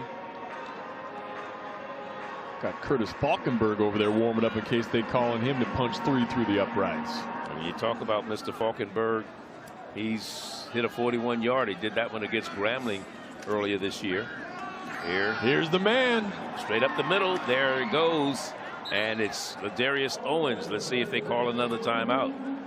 No, they're going to hurry up to the line of scrimmage. Grant Ewell was there to make the stop defensively. Spike it. And he's going to just clock the ball to stop the clock with 18 seconds to go. Well, they got time, they got room to move, and they got the right players to do it. So again, the way they've been working it through the air or giving it to the big man, number 22, Ladarius Owens, on that little hesitation, they've got a chance, Charlie, to knock out another touchdown. They certainly do. Draw play, and Owens picks up some more yards. He's over 100 for the 8th time this season. Back to pass. There he goes to the near side. And still in bounds, though, and still running, and the clock still moving. Close to the first down. They finally stop it. First down is gained, and Blanton with his 8th catch of the day. Well, you point out, Charlie, that he was still in bounds, so that was chewing up valuable clock as opposed to running it out to the sideline and getting out of bounds. But they are able to stop the clock with the timeout. Texas Southern. That's their second. Their second of the half. 30-second timeout. Here's Falkenberg. Yeah, finds his guy, but again, his route that was run, he's not by the sideline to get out of bounds. So again, fighting for the yardage, which he's not going anywhere. It's only burning clock doing that. So unfortunately for Texas Southern, they pick up a little yardage, but they burn valuable clock. Well, they're also yelling at the official. You know, your forward progress is stopped. Why don't you blow the whistle? Exactly at that point, right? You know? So it's a two-headed monster there. Yeah, but that's why you try to run those patterns to the sideline so there's no questions asked. You get the ball, you step out of bounds, you stop the clock. Easy money. They've got time, Charlie. I mean, 9 seconds, not a bundle, but time to get the play in, and then they still have one more timeout, correct? So I think they still have a chance they have one to left. set up. So one shot at the end zone. If they have to kick it, they kick it. 9 seconds remaining. 28-7 our score. Blanton actually has 9 receptions today for 87 yards. Back to pass. Looking in the end zone. Knocked away. Good defense. 4 seconds to go. Come on, Mr. Falkenberg. Come on in here and give us 3 more points. Yeah, exactly. That was nice defense there. I mean, they had Juan Jackson. Yeah, and Sam Anthony there comes in. Watch number 30 coming from the right side of the screen. He sees that one, almost picks it off. He actually read that one from the start. Jace Wilson did a nice job of looking it off, but again, great defense. They're back there in the zone. He waited, read the quarterback's eyes, and got over there to knock it down. 33-yard field goal attempt.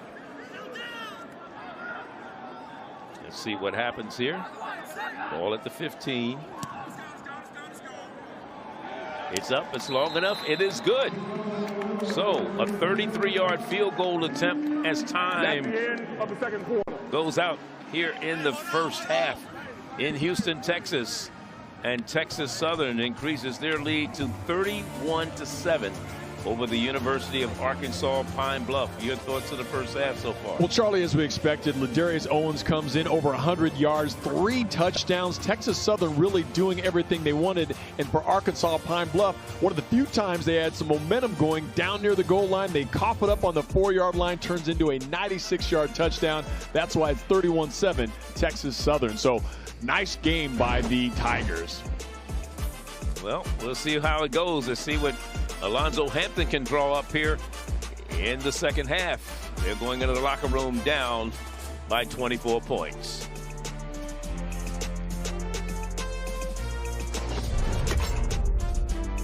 Want to get first dibs on new Walmart Black Friday deals? Join Walmart Plus now because members shop online 3 hours early. It all happens Wednesday, November 22nd at noon. Join Walmart Plus today and shop Black Friday deals. Get help reaching your goals with JP Morgan Wealth Plan, the digital money coach in the Chase mobile app. Use it to set and track your goals, big and small, and see how changes you make today could help put them within reach. From your first big move to retiring poolside and the other goals along the way, Wealth Plan can help you get there. JP Morgan Wealth Management. Welcome to the Griot Awards. This is huge. Celebrate America's biggest icon with performances by Jennifer Hudson, Smokey Robinson, and more. I'm blown away. Thank you so much. Thank you from my heart. This is a big award, man, for me. This is a great night. For all the young people out there, recognize yourself in these extraordinary icons. I'm a winner tonight. Byron Allen presents the Griot Awards, Saturday, November 25th on CBS. Brought to you by Mael.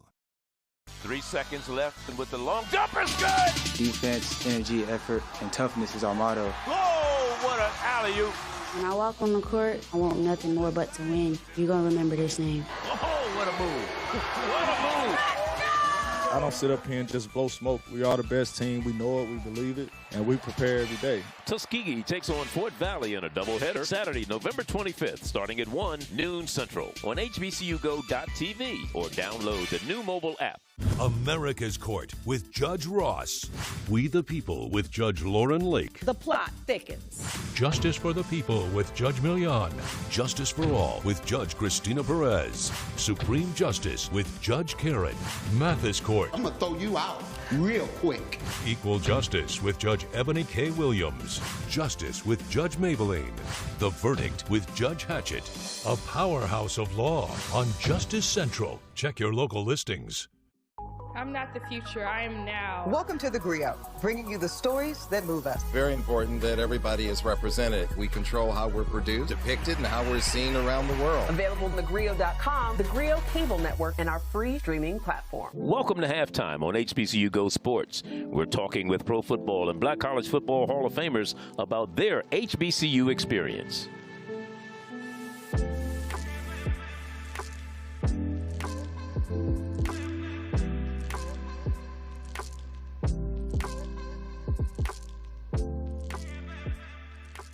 Man, attending the HBCU, I don't think you can, it's hard to explain it to somebody who did not attend one because they probably wouldn't understand it. But if you did attend one, whether or not it's the same school or another school, they're all pretty much the same when you start talking about it. You know, because I've talked to people that did not attend HBCUs, and they look at it from a whole different perspective. I never will forget, I was coaching at the Naval Academy, and I was talking to a young lady who did not go to HBCU, didn't know anything about the HBCU. And she was talking, and the first thing she said, but don't they teach a lot of racism and stuff like that? I said, nah. I said, the HBCU is not about racism. It's about how to survive in America, what you got to do to take care of yourself and your family and things like that. That's the most important thing. You know, at HBCU, that's the least thing they talk about is racism. But they do talk about your history and everybody else's history, and that's the most important thing. You know, when you're scouting against Power 5 school and mid-level Division I school, it's a tough job. You know, because you're not going to have the finances to be able to travel and do those things that other schools are able to do. So it's not because that they don't want those guys. It's because it's no sense in going in there when you got a Division I school in there with more resources and more things that they can do to entice that guy. The problem is, you know, the guys that are out there that are playing, it becomes one of those situations. It's about material things that they don't have, and the big schools can show them, but not understanding that at the end of 4 years, that's not yours. You can't take it with you. You got to leave it there. And I think that's the part that they missed, because it's the same thing at HBCU, but I'm a firm believer that you get a lot more love going to a HBCU than you do going to the big schools. Not saying that some of the kids that do go to big schools shouldn't go, but I think there's an awful lot of them that do go to big schools that would be better off at the HBCUs. Let's take a look at the HBCU Go Sports last top 10 poll of the season as voted on by a select panel. Tennessee State comes in at number 10 and will close out the regular season against Tennessee Tech at home. Virginia State's season is over, but they finished 9th this week at 8-2. Fayetteville State lost to Virginia Union in the CIAA championship game to finish at number 8 with an 8-3 record. Howard University breaks in at number 7 after beating down North Carolina Central. The Bison can win the MEAC and a berth in the Celebration Bowl by beating Morgan State at home. Number 6, Alabama State, with a 6-3 record, have won 5 straight and can play spoiler in the SWAC West when they travel to Prairie View. Jackson State is 5th and back in action this week in another critical SWAC West game as they host Alcorn State. North Carolina Central at 8-2 fell to 4th after getting mauled by Howard. The Eagles must beat Delaware State and get help from Morgan State in order to win the MEAC. Virginia Union is 3rd with a 10-1 record after winning the CIAA championship. The Panthers play at Kutztown in the first round of the Division II playoffs. Benedict moved up to the 2nd spot with a perfect 11-0 record after winning their 2nd straight SIAC title. They're idle this week and play in the Division II second round next week. SWAC East champ Florida A&M held on to the top spot for the last 9 weeks and will close out the regular season in the Florida Classic against Bethune-Cookman. That's a look at this week's HBCU Go Top 10 poll. Back with more halftime activities after this.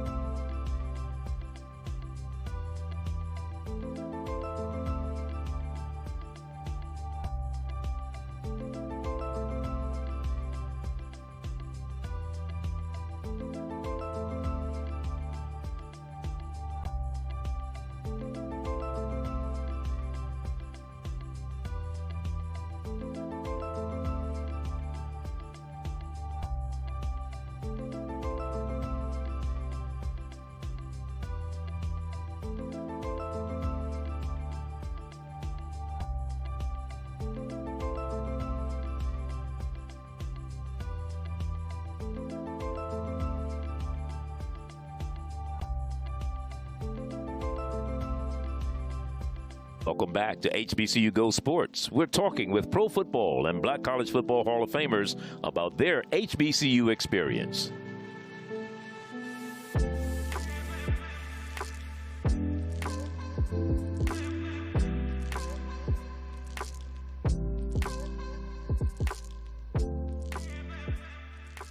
One of the things that people probably wouldn't know is how many guys actually played in the National Football League that I played with.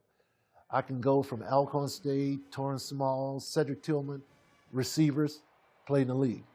Grambling, Jake Reed, and Fred Jones played in the league, receivers. Jackson State, Jimmy Smith, Tim Barnett, 2 receivers played in the league.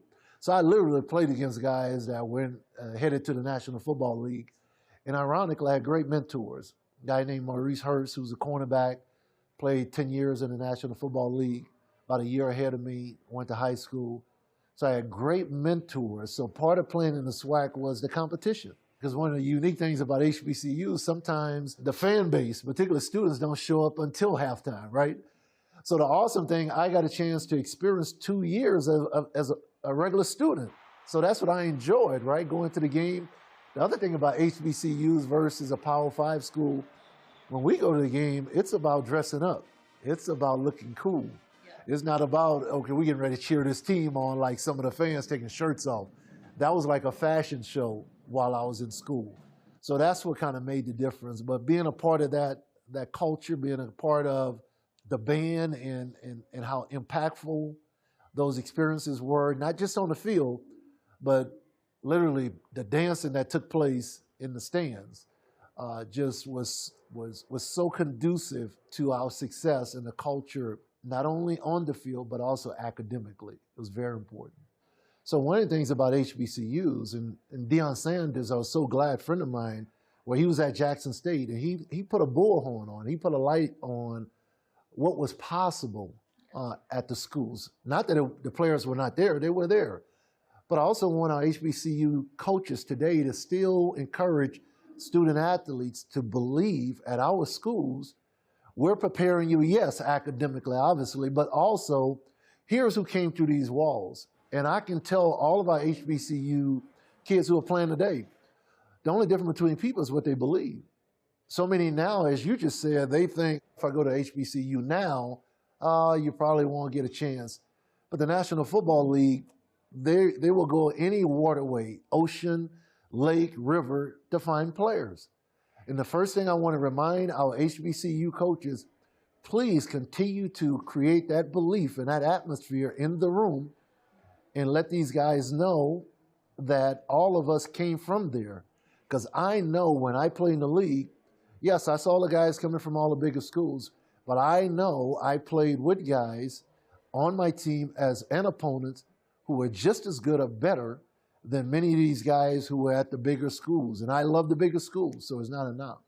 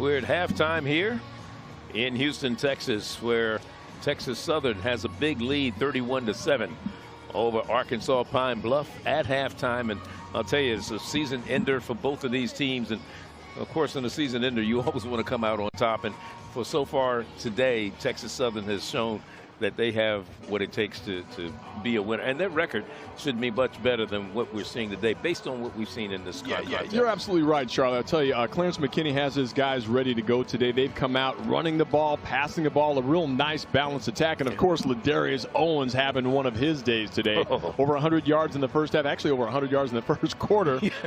3 touchdowns, so he's been lighting up. But I'm telling you, Arkansas Pine Bluff had a couple of chances, and then they continue shooting themselves in the foot like they've done all season long. All season long, and of course that one that they were going in red zone, and then they turn it over, and it results in 7 points for this Texas Southern team. But there's the first of 3 touchdown runs. Here's the second for Ladarius Owens. 3 touchdowns rushing today. The second time this season he's had a 3-touchdown game. Once again, fresh off a 200-yard game, it's the Ladarius Owens show. 13 carries, 104 yards. And then this Arkansas Pine Bluff, a big play there to Damon Dawkins. Mekhi Hagans hits him, a big play. Then the big man there, revving up the engine, number 75, pushing him in. B.J. Curry takes it in, or was that Lewis?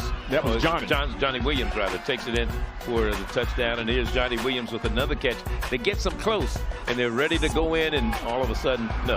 Yeah, Canary Simmons, they were at the goal line knocking at the 4-yard line. Canary Simmons gets the gift, ushers this one 96 yards for the touchdown. These guys, again, Texas Southern, even when it went wrong after the fumble, they turned it into 6 points. So that's why they're looking good, doing their thing right now. And this one has become a game where Texas Southern is running away. Let's look at our Gillette halftime stats. Of course, Pine Bluff, 27 rushing yards, total of 109 yards offense. Texas Southern, 270 yards. And out of those 140 rushing yards, the majority of them belong to who else? That's right. Ladarius Owens. Well, you know, he's the all-time leading rusher in Texas Southern history. We've been talking about him all day. Has the single-season record. He has the career record. And today went over 3,000 yards. He is impressive on every level. 104 yards for Ladarius Owens on 13 carries, all in the first half. Let's see what happens when we come back. Second half from Houston coming up in a moment. King C. Gillette is an award-winning lineup. Men's Health's best beard trimmer for beginners, among Men's Journal's best beard shampoos and washes, and GQ's best beard conditioners for soft, no-itch facial hair. Your beard is our trade. These are your tools. King C. Gillette.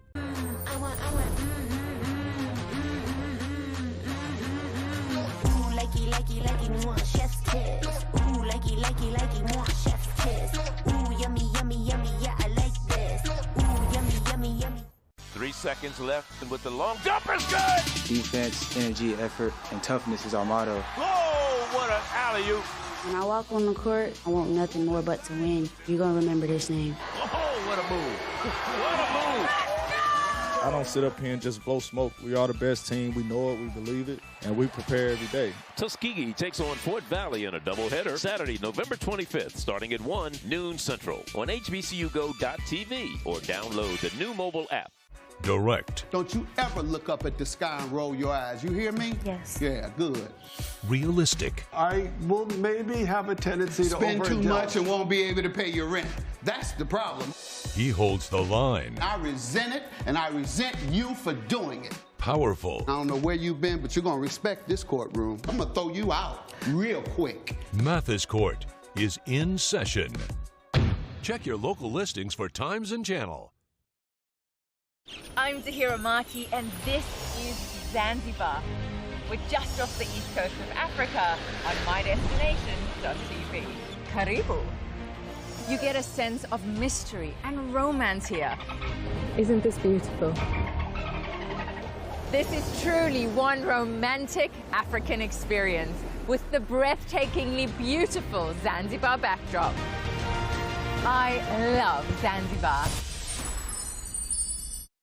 I'm not the future, I am now. Welcome to The Griot, bringing you the stories that move us. It's very important that everybody is represented. We control how we're produced, depicted, and how we're seen around the world. From breaking news to culture, politics, and entertainment. We'll be here every day to keep you on top of what's happening in the world as we know it. The power in this room is unbelievable. All you have to do is just feel it and believe it. Available daily on thegriot.com, the Griot Cable Network, and our free streaming platform. 31-7, the 100-yard man there, the all-time leading rusher at Texas Southern in terms of yards in a career and yards in a season. And for more on today's contest and talking to the coaches, see what they have for the second half, let's go down to Courtney Tate. Hey, Charlie, we spoke with both coaches. Now, Coach Hampton said he wants his team to limit the mistakes. A huge reason why they're down 24 points comes from mental mistakes. Everything else will work itself out. Now, for TSU, Coach said a few adjustments on both sides of the ball, but overall, he's pleased with the effort his team made in the first. He wants to keep that up. Guys, back to you. Yeah, I would say so. Strong, balanced. Very strong. And the ironic thing when you look at the disparity in the points on the board, both teams had the ball 7 times in the first half. Yeah, a big difference on the results for those 7 possessions, right? But, you know, you can tell Texas Southern just came out early and looked strong. Their first 2 drives, methodically just taking it down the field. A team inspired, supporting their head coach. So Texas Southern won the toss, took the opening kickoff, and now the second half kickoff will be returned. This will be Donald Johnson fielding it at the 4-yard line.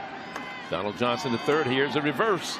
Trying to go around the opposite side and not a lot of running room. And running out of bounds is Derek White, the wide receiver. 18 yards on the return, so the ball will be spotted right at about the 22-yard line. First down and 10. Josiah Hardman was the man who ran him out. Charlie, I hope that's a sign of what's to come here by Arkansas Pine Bluff, trying a reverse on the kickoff return, because again, you got to dig in your bag of tricks right now. Let's make something happen. No time to lose. Last game of the season, you're down 31-7. Let's go crazy. Let's take some risks, take some chances, shake it up, and make that defense start guessing so you can get those big breaks. Mekhi Hagan's one of those guys been trying to use his legs, trying to make it happen. He's gone all the way at quarterback. He has an empty backfield right now on first down and 10. He's 7 of 18 in the passing department right now. Lets it go, has it complete. And on those feet is Damon Dawkins. He had a big catch in the first half, and Damon Dawkins picks up about 8 yards on that one. Yeah, Damon Dawkins could have been taken down for a 1 or 2 yard gain, but he spun out of that one, made something again out of very little, and turned it up for 8 yards near a first down. Good start. Second down and 2. Pass out in the flat again, dropped. Incomplete. In and out of the hands of the intended receiver, Chris Cochran, who's normally a pretty sure-handed, I should say, receiver. Yeah, absolutely. And those are the things that are going to kill you, man. You know, you try to get a little spark going, you get the first completion near first down, then you just drop one. So then it kind of lets the air out. So this is a big third down. Now, again, just starting the second half, but every crucial play, everything that they do forward now in a positive way is what they need. So this is a big play just to keep their momentum in mentally as much as physically. 2 and 8 on third down conversions. This one is complete this time to Kevin English, and he has the first down at the 35-yard line. Yeah, Kevin English, the tight end freshman, redshirt freshman from Norwood, Ohio. Yeah, he's a big body, 6'5", 225, a real nice target for Mekhi Hagan's. Expect to see him getting the ball a little bit, but this is just, again, short pattern, nice ball, hits him wide open, gets enough for the first down. So there's an injury. I believe it's a Texas Southern player. That's Isaiah Bogarty. He's going to come out of Stafford, Texas. 6'3" sophomore. So it's first down and 10. Arkansas Pine Bluff, the ball resting at the 36-yard line, their own 36. Got a look at David Walker there, big number 94.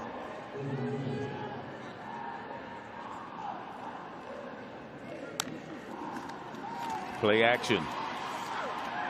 Hagans lets it go and it throws it away out of bounds. Linus Noel the third was there putting pressure on the quarterback, Makai Higgins, out of St. Louis, Missouri. When you talk, again, not taking anything away from the 3 quarterbacks they have, but one of the priorities for Coach Alonzo Hampton in the offseason is to get a quarterback. Yeah, and he made it clear he does believe in what Higgins has. He just has to get him fine-tuned, and he talked to us about really getting into study film. Take the extra effort, but also, we said it in the first half, that quick release. Hey, he believes in him. He thinks he can be the guy, but he still needs to prove that extra level. And that's why they've been kind of doing the quarterback shuffle all year long, giving everybody a sniff at the starting QB1 spot. Higgins with an empty backfield again. Steps up in the pocket. And got has all some kinds runs of room over there on the far side, across midfield, inside the 40. Steps out of bounds. Tries to hurdle the defender inside the 45. 35 rather, down to about the 36-yard line, where Perry Wells was the man he tried to hurdle at the end. Yeah, Makai Higgins, great job of just saying, hey, if you got my receivers covered, I see all kinds of green. At the end of this, looking like he's trying out for the Olympic hurdle team. Paris 2024, here I come. Trying to show some athleticism. Look at the eyes here. He said, no, I'm going airborne, baby. Didn't really get over anybody. It was more like a kung fu kick to nobody. 28 yards on that run. Everybody was student body left. A lot of real estate was open on the right side, and Higgins took advantage of it. Play action again. Putting it up. And a great catch. Shot him. Really coming up with the big reception. Donald Johnson III, grad student working on his master's degree. So these are the kind of things that, again, Alonzo Hampton likes about Makai Higgins. Can put the ball on people when he needs to, and a great grab, as you said, by Johnson. Donald Johnson III hauling it in. Arkansas Pine Bluff on the move. Here, going straight ahead, goes Johnny Williams. Johnny Williams gets about 5 yards. It'll be 2nd down and 5. Javius Williams defending for nice job of making contact here, Charlie. He runs into the defender and then keeps his legs going, spins off, and that's what you try to do. Keep the momentum moving forward. You do not want to go down on first contact. Johnny Williams in the backfield with the running back Johnny Williams. Johnson goes in motion, pass out in the flat, and is complete for a 1st down, and coming up with the reception is Javon Williams, a grad student out of Cleveland, Ohio. Well, I got to believe Alonzo Hampton very happy right now. His quarterback, Makai Higgins, starting to find a little bit of a rhythm, really kind of taking control here, using his legs when he needed to, but also getting the ball out of his hands quickly, getting to open receivers. At the 6-yard line, it is 1st and goal. Higgins rolling left, looking to throw, lets it go, and it's out of bounds, incomplete. 2nd down and goal from the 6. Charlie, I know he probably felt a little pressure there, but Maurice Lloyd was kind of lingering in the back of the end zone, had some room to be wide open. A couple of receivers, but I'm telling you, on the other side, yeah, a little bit of contact here. But he's out of bounds. Yeah, that didn't really matter. But Higgins, I can tell you, on the other side, they actually had Maurice Lloyd just waiting there saying, anybody see me? I'm ready for the ball. This will be the 10th play of this drive that started at their own 22. Threatening to put some points on the board in the red zone right now. Arkansas Pine Bluff. Higgins throws, has a man out there, and it's knocked away. Good defense that time by Perry Wells. Really strong defense. I mean, he kind of telegraphed where he was going to go on this. It was one-on-one, man-to-man here. And you can see, look, he read this one right away, got in his grill and swatted it away. Not going to get a touchdown like that. Once again, good timing on the defense. That's a 50-50 ball. So he went up and knocked that one away. Well played by the Texas Southern D. Kenji Lewis, the intended receiver, 3rd and goal. Giving it on the ground, staying on the ground with Johnny Williams, and he will not get there. He'll be stopped shy, about 2 yards shy of the goal line. You got to go for the touchdown. Got to go for the touchdown. You don't even hesitate as they bring on the kicking team. Well, there's a lot of time. There is a lot of time, but Charlie, you got to get something going, though. Let's take it into the end zone. But you know, come away with something, right? I guess so. You know, again, I'm always a little sidestepping on the conservative plays, especially when you haven't done a lot all year long. Let's give my guys some belief, some momentum. But I'm not going to knock Alonzo Hampton. He's a head coach. I'm not. Let's get the 3 points. 20-yard field goal is up, and this one is no good. He missed it. So they miss. They come away with nothing. Not only do they drive all the way down the field to the 2-yard line, stunned, but they don't come away with anything. They don't go for it on 4th down, and they miss a chip shot field goal. Remember, you hit a 25-yard extra point earlier, and we'll be back. Some people just know what road to take. Those are the people who know to choose Allstate. The service road is faster. Turn left. Not happening. He knows better than any GPS, and he'd point you in Allstate's direction. Go all the way down the road past the big gray warehouse. Take the next exit. You're not from around here, so you don't know the back roads. I don't want to be late for the party. I'm gonna save us 5 minutes. Some people just know what road to take. You're on the fastest route. Those are the people who know safe drivers save 40% with Allstate. Hey, everybody, let's take a picture.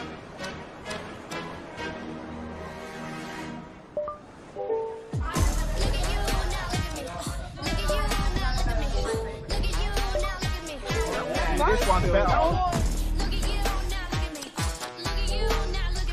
Wow.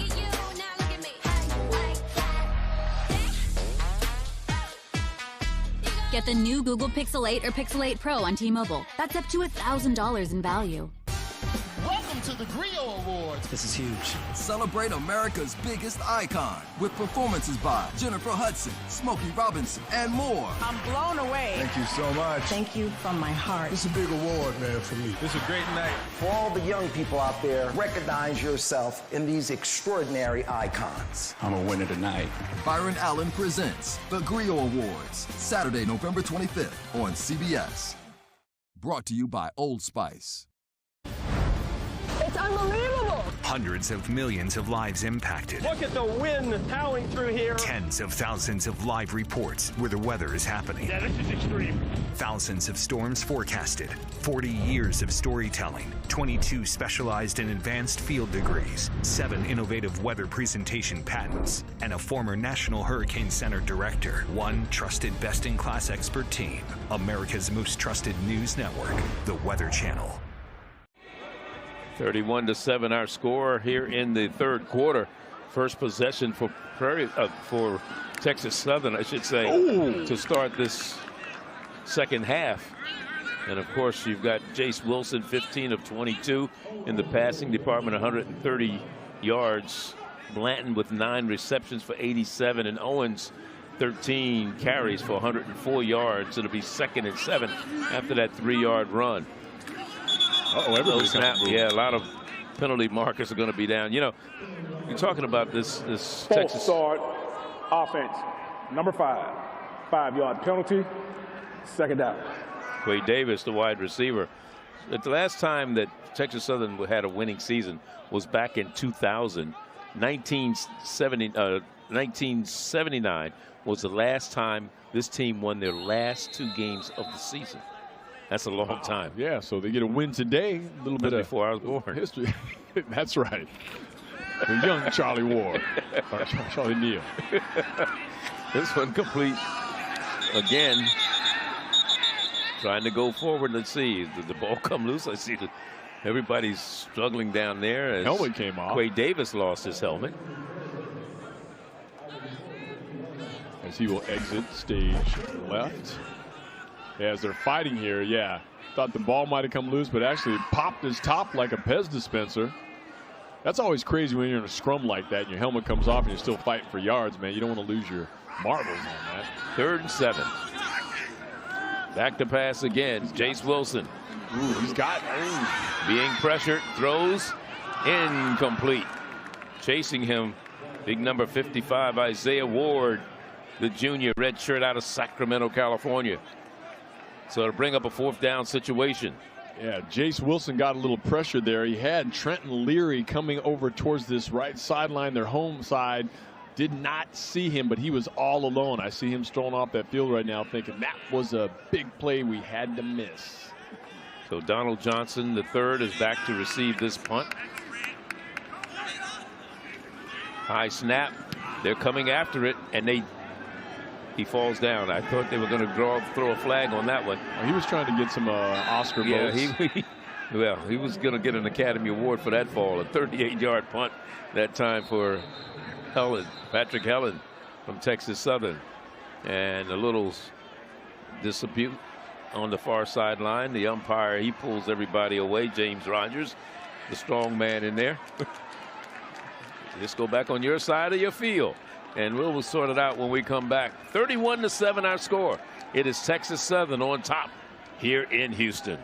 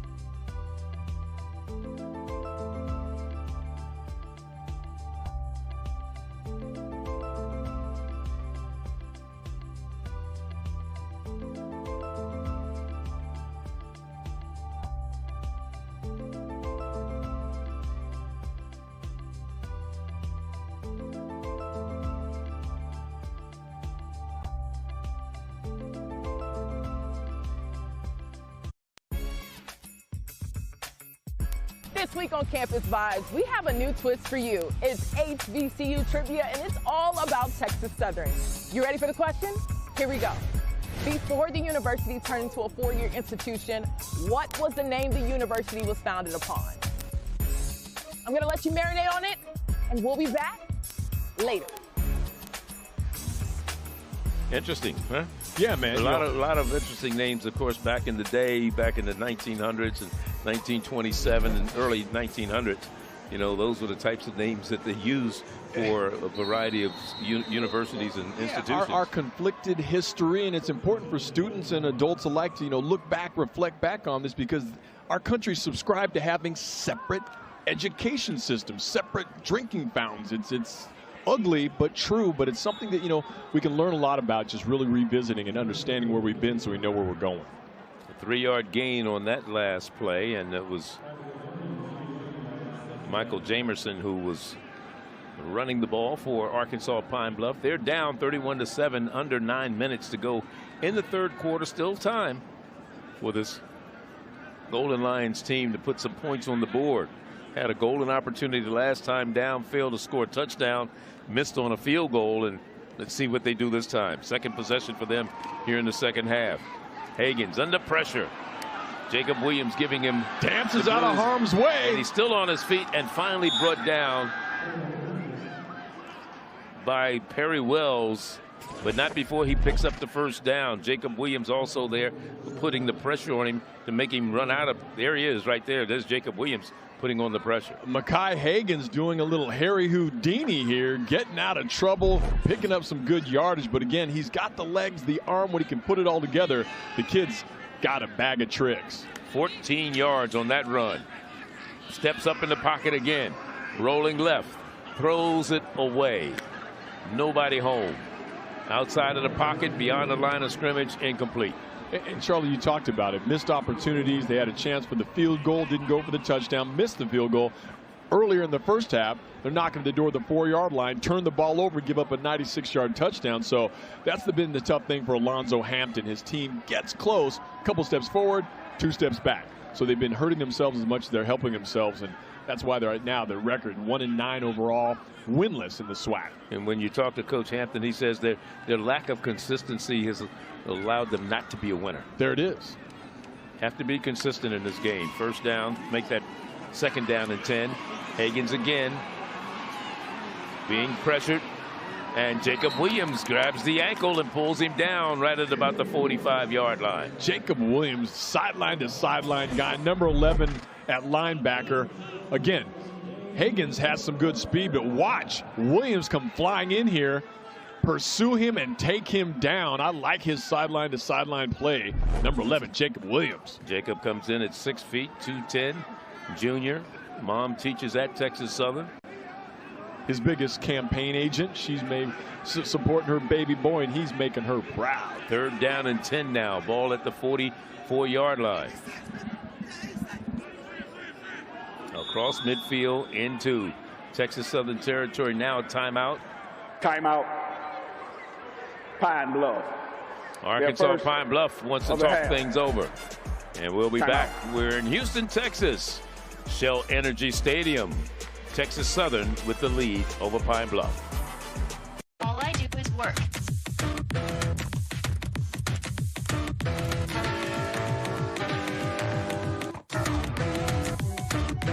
All I do is work. Work. Boom, boom, boom, boom. Nissan has a car for everyone. Every driver who wants more. More turbo. More freedom. More electric.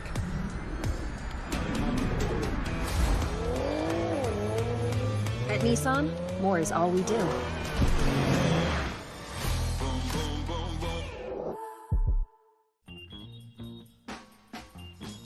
This is not just online scheduling.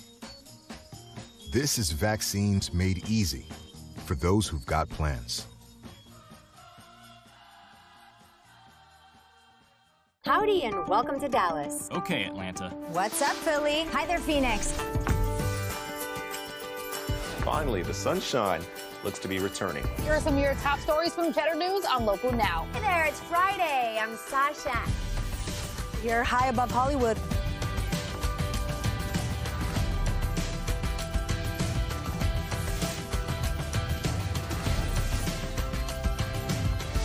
Local Now, where you are is where it's at. All rise. No soap opera. Do I need to come down there? No lying. You owe him an apology. Judge Hatchett has seen it all. I guess. I told him. You guess. And with over 20 years on the bench, she knows when someone is trying to get away with it. It's still a lie. Never predictable, always powerful. This is bigger than money. Don't miss The Verdict with Judge Hatchett. Check your local listings for times and channel. Back here in Houston, Texas Southern leading it 31-7 right now as we give you the drone shot heading out to the city. A beautiful time. Charlie, we've enjoyed ourselves getting some dinner and food here. Maybe Memorial go bowling Parkway today. there. That is gorgeous. All right, if you had time to think this one over, what was TSU's original name? Texas Southern University. If you guessed C, you're absolutely right. The correct answer, Houston Colored Junior College. And we talked about that back when they were separate, supposedly separate but equal, but that was garbage. So again, it evolved and eventually became Texas Southern University. Yeah, well, we talked about Houston Colored Junior College. They first held their classes at Jack Yates High School, which is right down the street from Texas Southern. Yeah, it's a bizarre reality that we had to have separate universities. You know, that has changed, but again, we have to learn where we came from. And eventually, they changed the name to Houston College for Negroes. That was done in 1934. Yeah, so labeling these colleges like that's insane. But again, used to be it was illegal for people of our culture to even read. So it's been a journey. Kevin English couldn't hold on to that pass. on that third down play would have given him a first down had he been able to hold on, and it'll bring up a fourth down punting situation once again for Mr. Baker. Well, there it is, Charlie. Again, Arkansas Pine Bluff doing some little things, kind of get something juiced up and moving, and then back to punting. So you nailed it on the head. Consistency, or I should say lack thereof, has been the sore spot for Arkansas Pine Bluff all season. Close, but not getting it done. Trenton Leary, the man deep. Good snap. Baker takes his time, aims for the far corner. Fair catch called for by Leary. And it's going to be almost what it is. That was almost the Alphonse and Gaston act. That's right. Turned it into a circus act. That was wild, but they played it. They made it happen. So from the third 3-yard line, a punt of 41 yards, a Legacy Bowl. 15 commitments from the Southwestern Athletic Conference. 2 of them are in this contest today. Ryan Atkins, the offensive lineman from Arkansas Pine Bluff, and Ladarius Owens, why not? Of course. From Texas Southern University. That game will be played in New Orleans at Tulane Stadium on February 24th. Now, Charlie, you've had a hand in this. I love what this Legacy Bowl is about, giving seniors from HBCUs a chance to showcase their talents and be found by NFL scouts. So what a great showcase, great platform. Love it. It certainly is. And a lot of great players we look to see. We saw a number of players, Xavier Smith from FAMU last year. A couple players have gone on to play in the National Football League. So that's what it's all about. Here's a pass out in the flat, complete to Ian Means. Means still on his feet. Means gains about 5 yards on the play. It'll be 2nd down and 5. Ian Means finally brought down by Tavon Hardwick. There's Means out of Houston, Texas. 5th-year senior. Started his career at Texas A&M, went to North Shore High. West Texas A&M, I should say. There's a long pass far sideline. This one, is it complete? They got it. They're saying it's complete. Charlie, we've seen some nice sideline routes and great passes and catches by these receivers Leary, today. yeah. Trenton Leary out there. Look at him hanging, gets a foot down. Actually got both of them down. Number Forget 68. it. They said it was incomplete. Penalty. No, it was complete. Penalty. Illegal man downfield. Gotcha. I was so enamored by watching his toes get in there. I wasn't even paying attention to the official. Yeah, an eligible man downfield, and so they'll bring that all the way back. But they've done a nice job of that today. Again, balancing their run attack with Ladarius Owens and Ja'Cory Howard. Jace Wilson finding his receivers, tight roping on the sideline. So that is a great sign of what this team's capable of. 2nd down and 9. Nothing doing. The running game is stymied. Grant Ewell made sure Ladarius Owens didn't get loose. Owens has had a good day. 3rd and 9. No gain on that last play. Clarence McKinney, the 17th head coach in the history of Texas Southern University. Last week against Alcorn, he said they finally played a complete game, all 3 phases, offense, defense, and special teams. Absolutely, and they were able to pull an upset out. 44-10, the final score there a week ago. This one is not going anywhere. It's a good thing they don't. They stop you for forward progress. That would have been a safety. Yeah, they pile drived on that one. Took him back about 5 extra yards. Yeah, they Mr. bring Cameron on that punt team. Rutherford, sophomore out of Detroit. And it's 4th down and 12. So as well as Texas Southern was doing in the first half, this is their 2nd possession here in the 2nd half. And they're going to be punting it from their own 4-yard line. The Arkansas Pine Bluff defense flexing up, not really letting them find any kind of rhythm or getting off. We certainly have not seen Ladarius Owens cut loose this half. Oh, well, going to probably get a little. No flag. Nope. All right. And the punter is down, but David Johnson is pulled out of bounds by his collar. And now there's a flag there. Now the flag. As they're kind of having a scuffle on the sideline. So we've had all kinds of hijinks going on down there on the field. We may have a penalty on the horse collar tackle, but there was no flag on the defense. Did they run into him? Was it an acting job? Yeah, there was a little contact. Again, I don't know if how flagrant it was, but that was a judgment call, no flag in the end zone anyway. So the referees are going to talk things over. Wyan Myers is our referee. Let's see what happens. But there was a flag that came down at the tackle. So Alonzo Hampton giving his options and letting a referee know what he wants to do on the play. Of course, you want to take the penalty if it's against the defense. Wyan talking to the people upstairs also. And the head coaches like to work those stripes too to make sure they're getting proper information on these calls and make them stay honest. Personal foul, horse collar. You called it. On the kicking team, number 2. That penalty will be enforced half the distance to the goal from the end of the run. First down, Pine Bluff. Savion Sims, the man guilty of the horse collar tackle. And he'll see if they were running into him. He caught his foot with his helmet. It wasn't anything big, but again, we'll see it from this angle. You'll watch. They come flying in. Just a little contact right on the ankle, but the man right on top of it in the stripes, they said nope. And then on the return, shaking and baking, got him right where the shoulder pads meet. Yep. And ripped him down. So there's the horse collar tackle.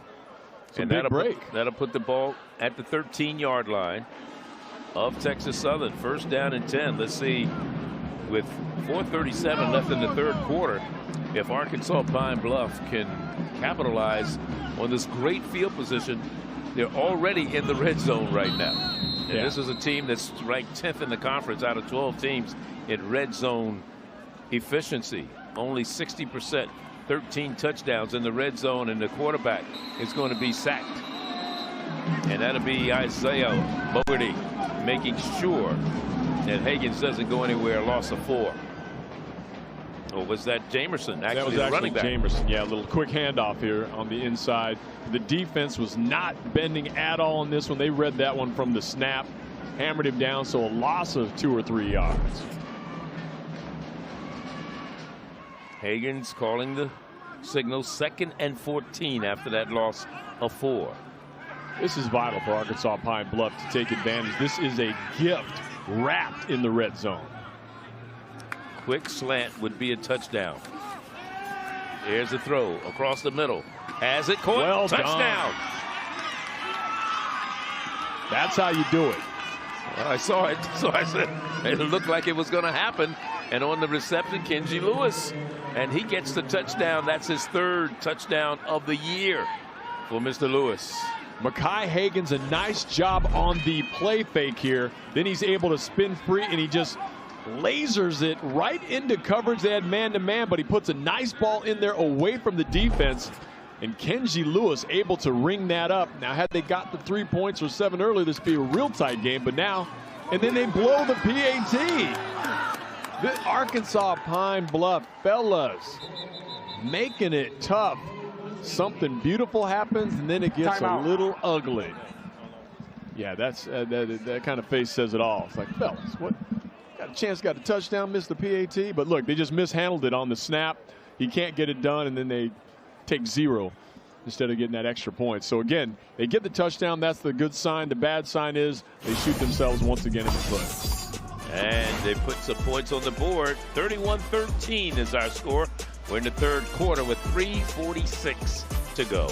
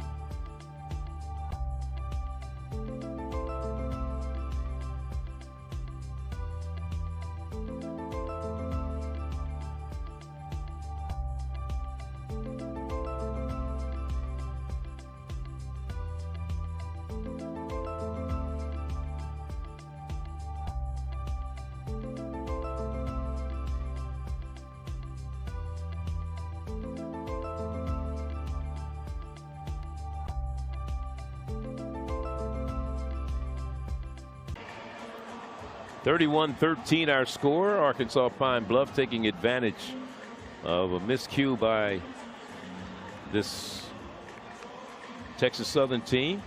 And there you see Kenji Lewis with the reception for the touchdown, his third reception for a touchdown this season. And that puts them a little closer, 31-13. We're in the third quarter still. It was a 51-second two-play drive.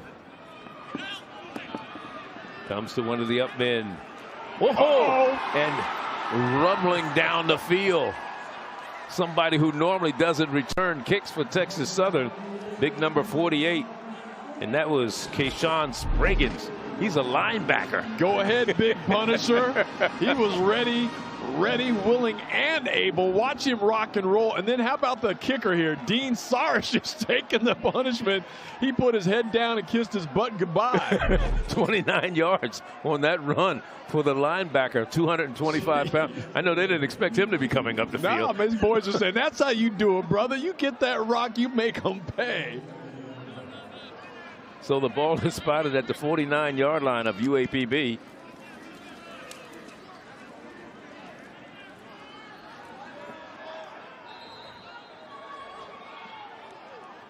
Well, the 2024 basketball season will kick off next Saturday, 1 p.m. Eastern, right here on HBCU Go with the men and women's doubleheader.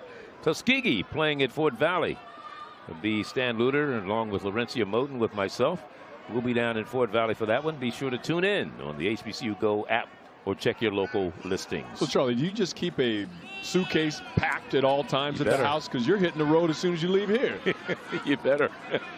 As Ladarius Owens carried the ball that time on a second down run, and Isaiah Ward was there to stop him defensively, and that'll bring up a third down. We'll say about 4. I'm not sure what I'm going to do with my Saturdays now. It's been, since September with you every weekend, then all of a sudden you're going to go away on me, man. Send a postcard or something. I will. Let a brother know you're thinking about me. 5 of 9 on third downs today for Texas Southern. Let's see what they do in this one. 3rd and 4.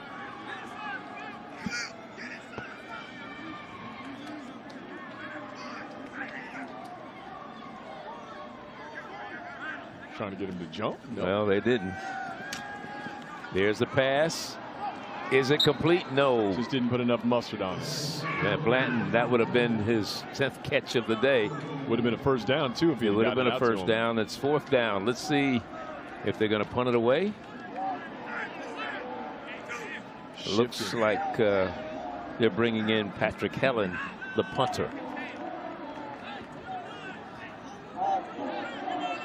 You said hello to him out on the field, too, and he told you he was going to be bringing some muscle. He said, I'm going to be doing it tomorrow, fellas. I like that when you got a punter that's got a little swag. Yes, indeed. Donald Johnson standing back at his own 10-yard line. Good kick. High. Johnson. Fair catch. Little bump. Well, it wasn't. Look like you're going to call it. It wasn't. Didn't interfere with the catch. They did drop a flag, though. It must back here. Yeah, back by the catch. Oh, okay. There's a flag down. I know there was the bean bag came down. Oh, maybe that's a big yellow bean bag. I can't tell. Is that no, the bean bag was not yellow.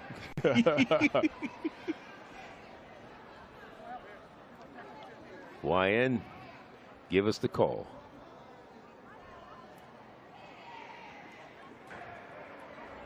Kick, catch, interference, kicking team. 15-yard penalty from the end of the play. First down, Arkansas Pine Bluff. See, I thought the contact came after he made the catch. Yeah. I don't know if that's I've seen people get hit harder walking through like a revolving door. So I'm not even sure that was necessary. And then 15 yards. Come on, man. You got pads on. Now watch. He waves it. And this is a subtle he's like, okay. He catches it. Yeah. So. And again, if he doesn't put his shoulder down in it and just kind of, breezes by him, they're not going to call that. But again, it's football. It is a contact sport. But he did call for the fair catch. All right. 25-yard line, offsides. Whoa. Is there a penalty marker anywhere? There was not. So the defense was trying to move, so I guess he might have got away with one. Wait a minute. He looked like he jumped in the neutral zone. Oh, well. There's no way he got back in time. He was still moving forward. Yeah. I think that's the Lions talking to him saying, hey, man, you got away with one, all right? I want to play the lottery ticket this weekend. It is 2nd down and 10.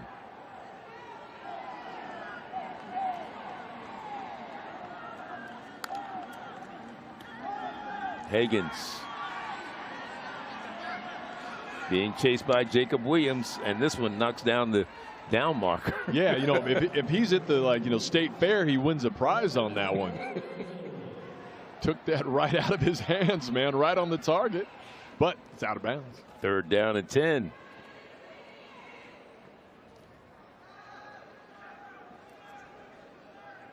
Last 10 meetings, 6-4, Texas Southern on top. Last 2. Last season it was 24-17 down in Pine Bluff, Arkansas. Ja'Cory Howard scored twice in that game on a run and a pass reception. In fact, the score was tied at 17 all with 4 minutes left. Higgins throws. No. He's hit as he let it go. Incomplete is the pass. Yeah, he had everybody up in his face on that. Did not have much of a chance. Javius Williams in there to create some havoc. He got rid of the ball, but Charlie, this was going nowhere fast. Williams right there hammers him as he lets the ball go. So where they started is where they're going to punt it from. 3rd punt of the 2nd half for Arkansas Pine Bluff. They tried a field goal, they missed it. They got a touchdown, and that's how it's gone for them here in the 2nd half.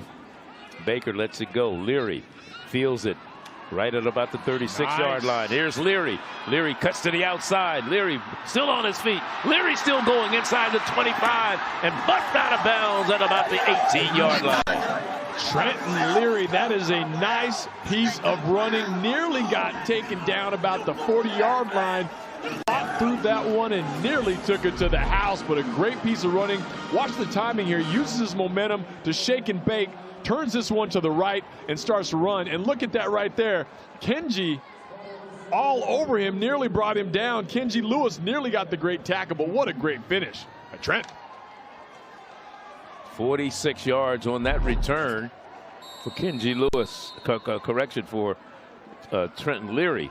His longest punt return before that one was 39 yards. That came against Southern University. And you see why he's the 2nd leading punt returner in the conference. That was a nice piece of running. He was able to elude defenders and then show that speed towards the end and break a tackle and almost got him to the house. Rico Dozier still making his presence felt today with that tackle. Yeah, he's a force. 2nd down and 7. Now we have a false start. It looks like it's going to be one of the up linemen. Yeah, and interesting, C.J. Marsh literally reached out and swatted him in the face. False start, offense, number 74. 5-yard penalty, 2nd down. The junior out of Katy, Texas, not far from Houston. He went to Sam Houston before transferring here to Texas Southern. So that'll bring up a 2nd and 12 after the 5-yard penalty. Had a little conference here, Charlie. Got to put their notes together, see what's happening. So watch this. He moves here, and then look, then he swats at him. Well, that may be what right they're talking about. face. That's what I think they're probably discussing. I thought, okay, that's a little flagrant. You know, when you take a hand and swing it at someone's face, and again, it was an open hand, but still, it's the intent. And that's probably what they're talking about. That's why it's coming the other way. Isaiah Ward was the man who. Well, it's still a false start. So they did not add anything to it, is what we're saying. I'm not sure exactly what they did. All I know is Marsh smacked him in the face and they talked about it. But here we are, 2nd down. And 12. On the delay, here's Owens down to the 17-yard line. Ladarius Owens. They'll mark it right at about the 16. So it'll bring up a 3rd down as Javon Gray made the stop on the defensive side of the ball. Coming to the closing seconds of the third quarter here in Houston. It's been all Texas Southern. They lead it 31-13. Owens in the backfield. 3 receivers to the top of your screen. Back to pass. Looking in the end zone and caught. But he was out of bounds and then came back in. We'll see if they give it to him. It was a great catch, but he was out of bounds, Charlie. Well, you see the referee threw his hat off. Indicates that the receiver went out of bounds, came back in. Yeah, he was clearly out of bounds. Ain't no question. He can't be the first to touch it. He said he got forced. It doesn't matter whether he got forced. It's an incomplete pass. The receiver was forced out of bounds, but never regained legal position inbound. Incomplete, forced out. So he was forced out by the defense, never got back in and established position inside on the field of play before making the catch. Nice throw, nice catch, all for naught. That would have been his 11th catch of the day and a touchdown going for Mr. Blanton. He's had a pretty good day in the receiving department. So it'll bring up a 4th down and 9. They can still, let's see, they're going to go for, they're going to kick it, I think. They're going to bring in Romero. And this one will be a 33-yard field goal attempt.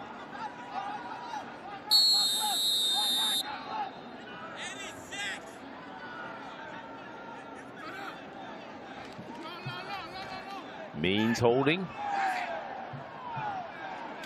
Snap. Kick is up. And it is good. So 33 yards for Mr. Romero. We say congratulations to him. Puts another field goal up and more points on the board for his Texas Southern team as they take a 34-13 lead. And let's look at our scholar athlete. Presented by Head and Shoulders, Arkansas Pine Bluff. That's Maurice Lloyd. He's a 3.58 for GPA, majoring in general studies. Plans to graduate this spring. Maurice Lloyd for Arkansas Pine Bluff. Our scholar athlete. Yeah, our scholar athlete this week. You see that, Charlie? 7 brothers and sisters. So that's a family of 8 kids, man. 3rd leading kickoff returner in the SWAC, 11th in all-purpose yards, 5'11" senior. He's from Oakland, California. Like that. Maurice getting it done on the field and classroom. We always want to give big love, good vibrations, and salute to those scholar athletes. Love it.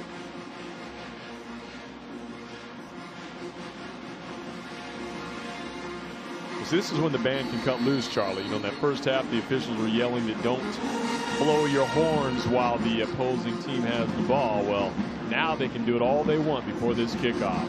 Just letting out a little energy. End of the season, final game, to get their shine in the spotlight. On the far side, here's Donald Johnson, the third. Donald Johnson gets along the sideline and finally bounced out of bounds in front of his own bench. But a good return for Donald Johnson. 31 yards. He brought that one back. Nice piece of running. He had the engines running full throttle. So again, he found a little bit of daylight. He was able to crank it up, squeeze it out, get them some nice yardage to start this drive. 5th possession for Pine Bluff here in the second half. Ball spotted right at their own 40-yard line. Preseason poll in the Western Division. Texas Southern was picked to number 3. Arkansas Pine Bluff number 6. And Arkansas Pine Bluff scored most of their points this year in the first and first quarter, 3rd and 4th. 5 points each.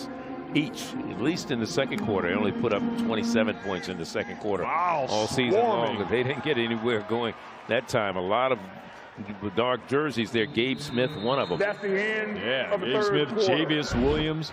They brought the house on this one. The ladies bringing the house too out here. Helmets flying, touchdowns running. We got a little bit of game here. 34-13, head to the break. Lonzo, something to smile about in the second half. Want to get first dibs on new Walmart Black Friday deals? Join Walmart Plus now because members shop online 3 hours early. It all happens Wednesday, November 22nd at noon. Join Walmart Plus today and shop Black Friday deals. Hilton Honors slays. Points for a free stay? Yes, please. All these perks. Worst living. When you want the celebrity treatment, no matter who you are, That's hot. it matters where you stay. Hilton Honors. Hilton for the stay. I don't know Jake from State Farm. But just imagine my homes and my auto. Best bundle in the league, baby. Man, why can't Patrick change his name? It could be Kelsey, and Kelsey, how much you can save by bundling home and auto. Yeah? If you make the letters smaller. Home, auto, let's go. Come on, model, let's get it. Put your jersey on. Bundling. Just another way to save with the personal price plan. Like a good neighbor, State Farm is there. Welcome to the Griot Awards. This is huge. Celebrate America's biggest icon with performances by Jennifer Hudson, Smokey Robinson, and more. I'm blown away. Thank you so much. Thank you from my heart. This is a big award, man, for me. This is a great night. For all the young people out there, recognize yourself in these extraordinary icons. I'm a winner tonight. Byron Allen presents the Griot Awards, Saturday, November 25th on CBS. Brought to you by Procter & Gamble. Howdy and welcome to Dallas. Okay, Atlanta. What's up, Philly? Hi there, Phoenix. Finally, the sunshine looks to be returning. Here are some of your top stories from Cheddar News on Local Now. Hey there, it's Friday. I'm Sasha. You're high above Hollywood.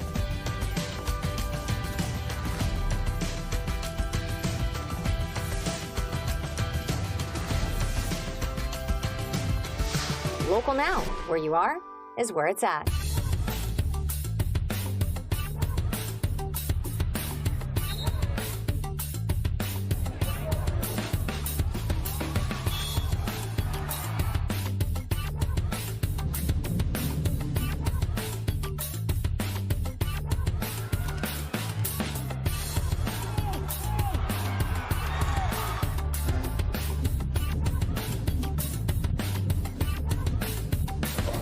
Welcome back to Shell Energy Stadium. I'm here with TSU's head coach, Coach McKinney. Coach, what have you liked most from your guys as you approach the final stretch of the game? I like the way our defense is playing. I like what we're doing on special teams. We got to get our offense to get back in the rhythm. And how do you do that, Coach? We just got to keep playing hard. Yes, sir. Thank you so much. Best of luck. All right, just got to keep playing hard, as he said. As you look at the Tiger, they're leading here in the fourth quarter as we start the final 15 minutes of this contest, 34-13. You know, we talked about his defense. They run a base three down lineman with three linebackers and five defensive backs. That's what Texas Southern likes to do. Come with the blitz. Here they come. And sets him up for the screen. And the pass is complete to Michael Jamerson out of the backfield. Jacob Williams there to make the stop. He's been all over the field today. He was the player of the week last week, wasn't he? Why not? Yeah, come show all the action. But look at that, the pressure coming, and they just set it up. He has an entourage taking him down the field, but the tackle from behind, that could have been big damage. They didn't have that pursuit. 14 yards on that one. The ball right at midfield right now. Play action. Mekhi Hagans steps up. Got room over there if he takes off and runs, but he's going to throw it, and he has it complete to Kenji Lewis. Great decision. Not listening to me. There you go, Charlie. Yeah, that's right. But Hagans, again, eluding the defenders, finding some time there to look for a receiver. That allowed Kenji Lewis to break free as he's directing traffic. Puts a nice ball out there, but they've had a nice combo today, Lewis and Hagans. You know how hard it was to throw that ball like that? He's running left, he's right-handed, throwing across his body and getting it complete down the field, 33 yards on that completion. Yeah. And they're keeping the ball on the ground this time, going off the left side and picking up some pretty good yards again. Well, Charlie, that Jamerson. That athletic ability is exactly why Alonzo Hampton likes what he sees when Hagans puts it together. So you talked about how hard that is. He made it look easy on that play, and it isn't. So again, he's got the combo, he's got the tools. Coach is still waiting for him to put it all together.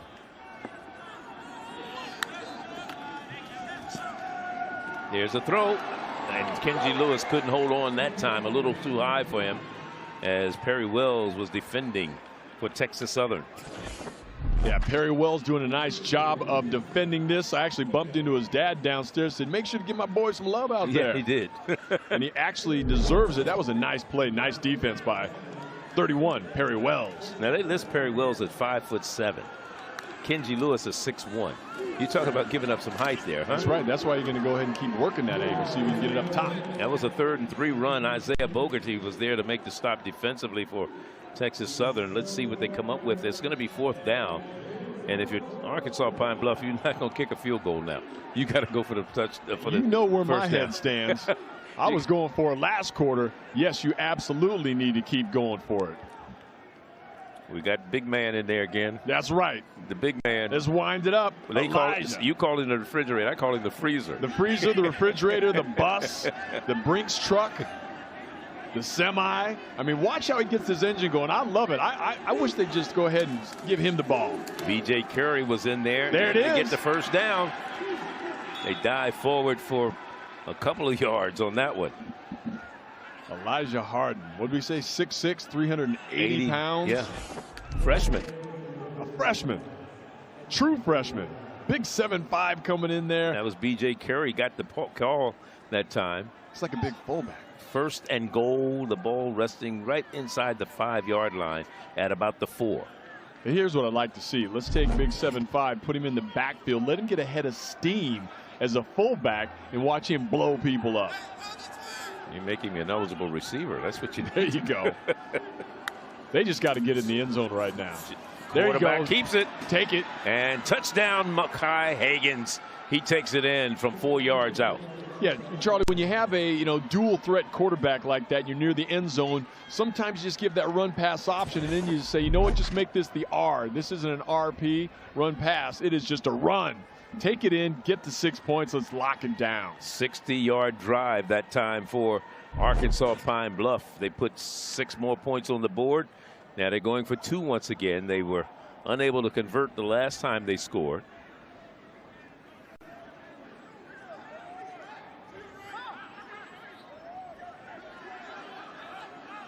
They're going for it again. Jamerson stays in there at the running back spot. Here goes the quarterback. He's going to go left. Got room over there. Got it. Should get in there. Higgins goes and reverses his field and takes it in for the 2-point conversion. That was slick. And it's 34-20. That was nicely done. Kind of slippery to fool the defense.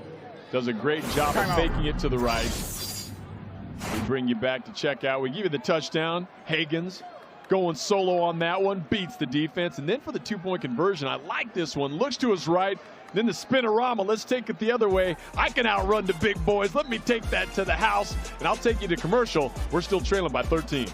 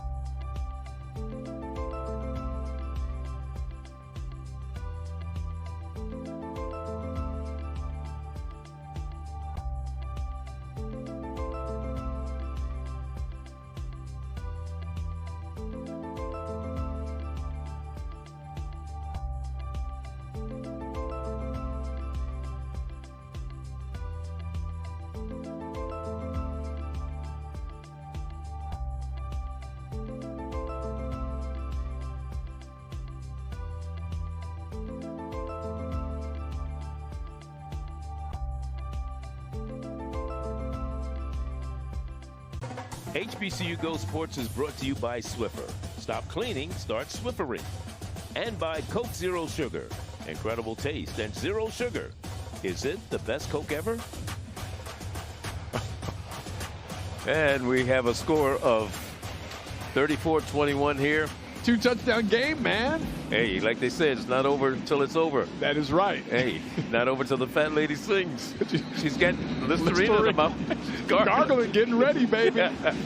Oh, man. But Charlie Neal, man, you are too much fun. But I'm telling you, all of a sudden, with almost 12 minutes to play, Arkansas Pine Bluff within striking distance. You know, as the head coach pointed out, Clarence McKinney said at halftime, we need to get the offense going, and they absolutely do. They've only had 3 points in this half so far. They had 31 points in the first half. They put it neutral so far. Here's the interesting thing about Arkansas Pine Bluff. This is only the 3rd time this season that they've scored 20 points. Ouch. And they have not scored 20 points since September 21st in a loss to Alabama A&M when they scored 24. And the only other time they scored 20 points was when they scored 21 points against Miles in a win. As we look at the scores, Alcorn in the 4th quarter, hoping Prairie View leading both of those teams need wins today. FAMU, of course, no problem with rolling. Bethune-Cookman. Of course, Bethune-Cookman, should say Florida A&M has already wrapped up the East. They will host the championship game for the SWAC. Virginia Union loses to Kutztown. Howard final beat Morgan. So Howard is going to the Celebration Bowl. Congratulations to the Bisons for going there. And of course, North Carolina Central, they were trying to get a little revenge after that loss last week to Howard. They beat up on Delaware State 55-14. Bringing the wood. Coming to reverse to the near side. Nice job cutting it upfield. Bringing in Trenton Leary from around the corner, the wide receiver on a little reverse. Trenton Leary comes to the near side and picks up about seven yards, we'll say. It'll be 2nd down and 3.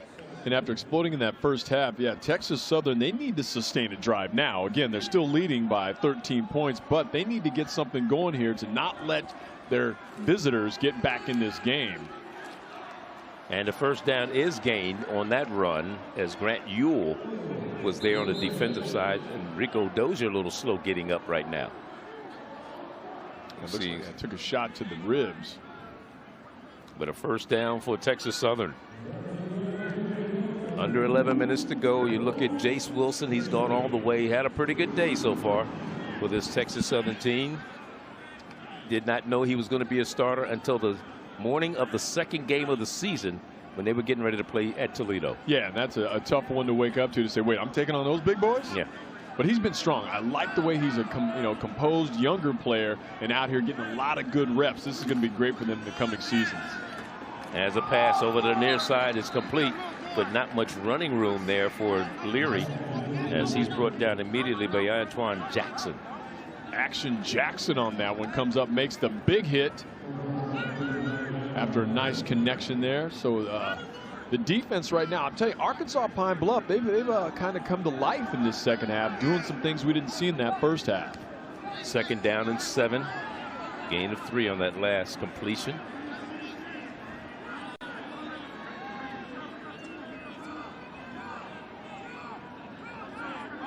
They can afford to use some clock up. Now they're going to get a delay of game or penalty. Everybody was backing up. They were moonwalking. Flags everywhere. Now they call it false start. Yeah. False start. Offense. Number 76. 5-yard penalty. 2nd down.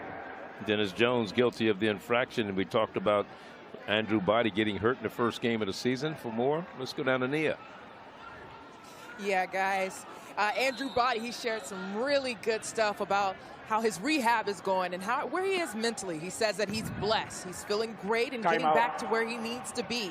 He said rehab has been awesome, but of course, mentally, it's always going to be a bit challenging because of the competitor in him. But he says the mental aspect of this is a process, and it has grown tremendously. He says he has no other choice but to be mentally strong and take the task head on. Guys, back to you. And one of the things he told me yesterday, we talked to him when we saw him down in Daytona Beach.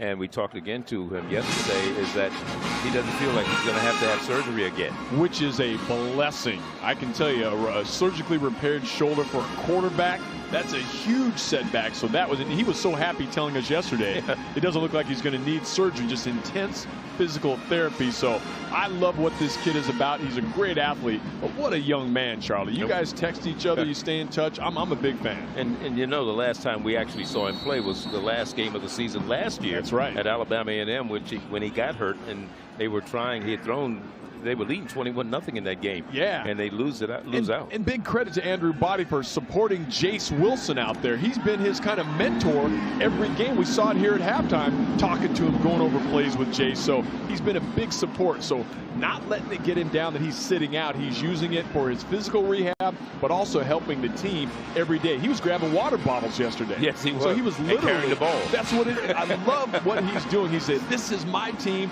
I'm going to be a part of it. I'm going to contribute any way I can, even if it's shaking up Gatorade. Well, he got hurt last year in the game against Alabama, and it was a shoulder injury. Right. He was diving for the end zone and actually wound up fumbling the ball into the end zone, and Alabama A&M was able to recover. Oops. Oh, Jace Wilson had that little monkey that was sitting up under the grass. Man, grabbed your foot. That's right. That green turf can be dangerous sometimes. Just jumped up and bit him. Well, prior to the to that pass, or those last couple plays, Texas Southern, last 4 possessions, had gained just 7 yards. Wow. In the second half. They have not had the offensive explosion they had in the first half. And again, that kind of summed up what their offense has been doing. You know, Jace Wilson, again, solid game, but he had the one slippery hand where the ball went loose, and then he kind of, tripped himself there. So this is really opening the door for Arkansas Pine Bluff. If they can continue to put it back together, they're going to make a game out of this, Charlie. Still a lot of time, 8:31 to be exact. It rolls inside the 20. It'll be down to about the 17, 18-yard line. So that's where Pine Bluff will go to work. They trail in this game by a score of 34-21, a 52-yard punt. And we'll be back to Houston in a moment. Alice loves the scent of Gain so much, she wished there was a way to make it last longer. Say hello to your fairy godmother, Alice, and long-lasting Gain scent beads, part of the irresistible scent collection from Gain. Rufus hates being stuck inside. Luckily, Amy saved big at Amazon. Turns out, with the right gear, Rufus rips. Ram makes trucks for everyone. Like those with holiday spirit. And those with not so much. We make trucks for good Samaritans, good neighbors, and even people covered in tree sap. Whatever life you live this holiday, Ram has a truck for you. During the Ram Black Friday sales event, get 10% below MSRP, plus no monthly payments for 90 days on virtually all 2023 Ram light-duty and heavy-duty pickup trucks. Visit your local Ram dealer today. 3 seconds left, and with the long jumper's good! Defense, energy, effort, and toughness is our motto. Whoa, what an alley-oop. When I walk on the court, I want nothing more but to win. You're going to remember this name. Oh, what a move. What a move. I don't sit up here and just blow smoke. We are the best team. We know it. We believe it. And we prepare every day. Tuskegee takes on Fort Valley in a doubleheader Saturday, November 25th, starting at 1 noon Central on HBCUGO.TV or download the new mobile app. We have officially had landfall now of Hurricane Ian. It's nothing like any other hurricane we ever have been through. We're the Bostons. We're here to help rebuild some of these homes. We only allow ourselves 5 days per home. So it's time for our crew to move on in, and we're going to ask you to head on out. Now it's time to go inside. Ooh, Lord have man. That's so amazing. Now that's a fast home rescue.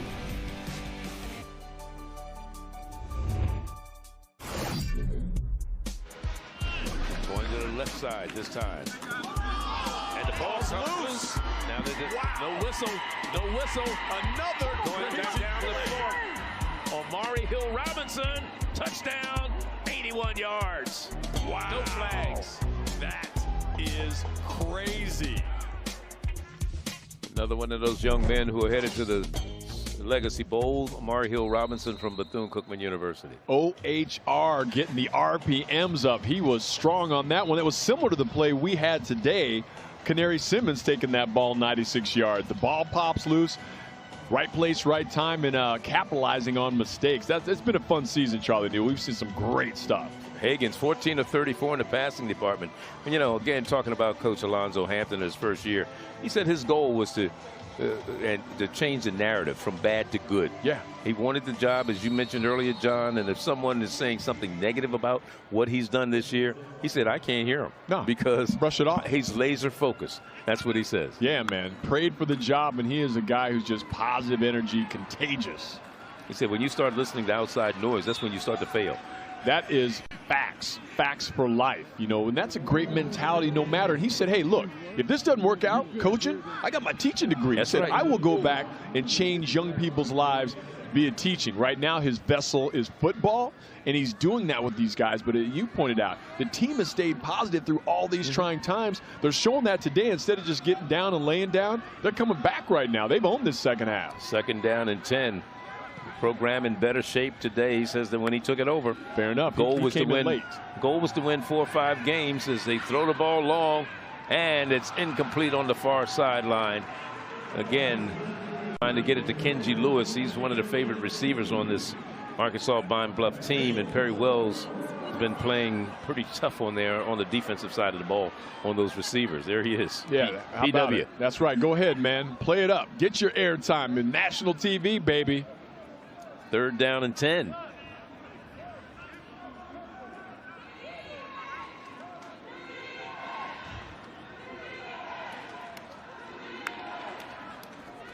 Hagens rolls right.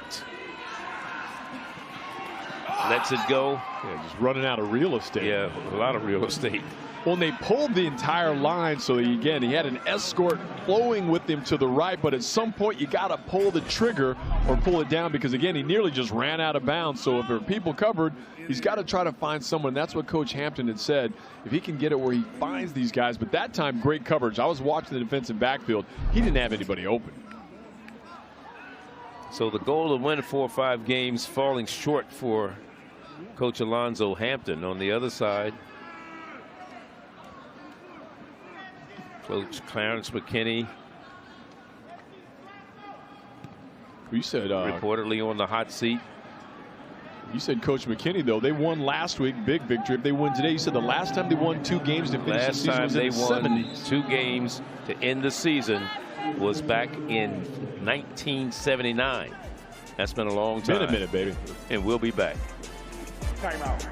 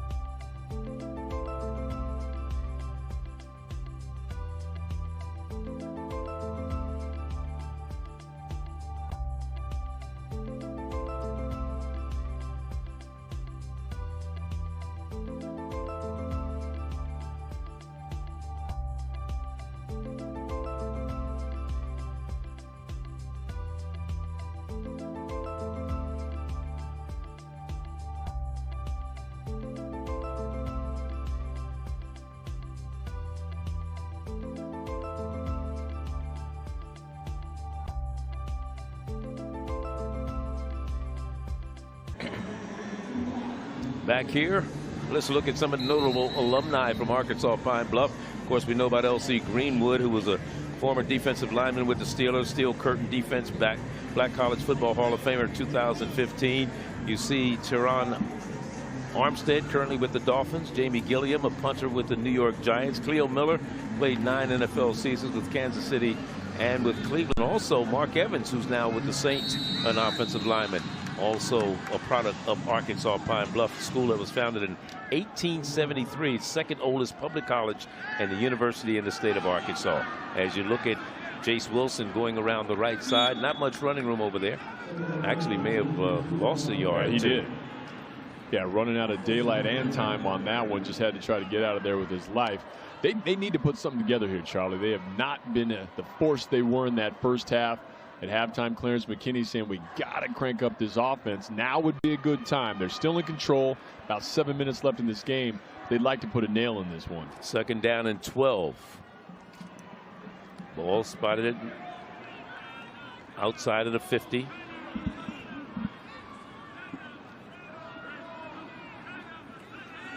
Wilson lets it go.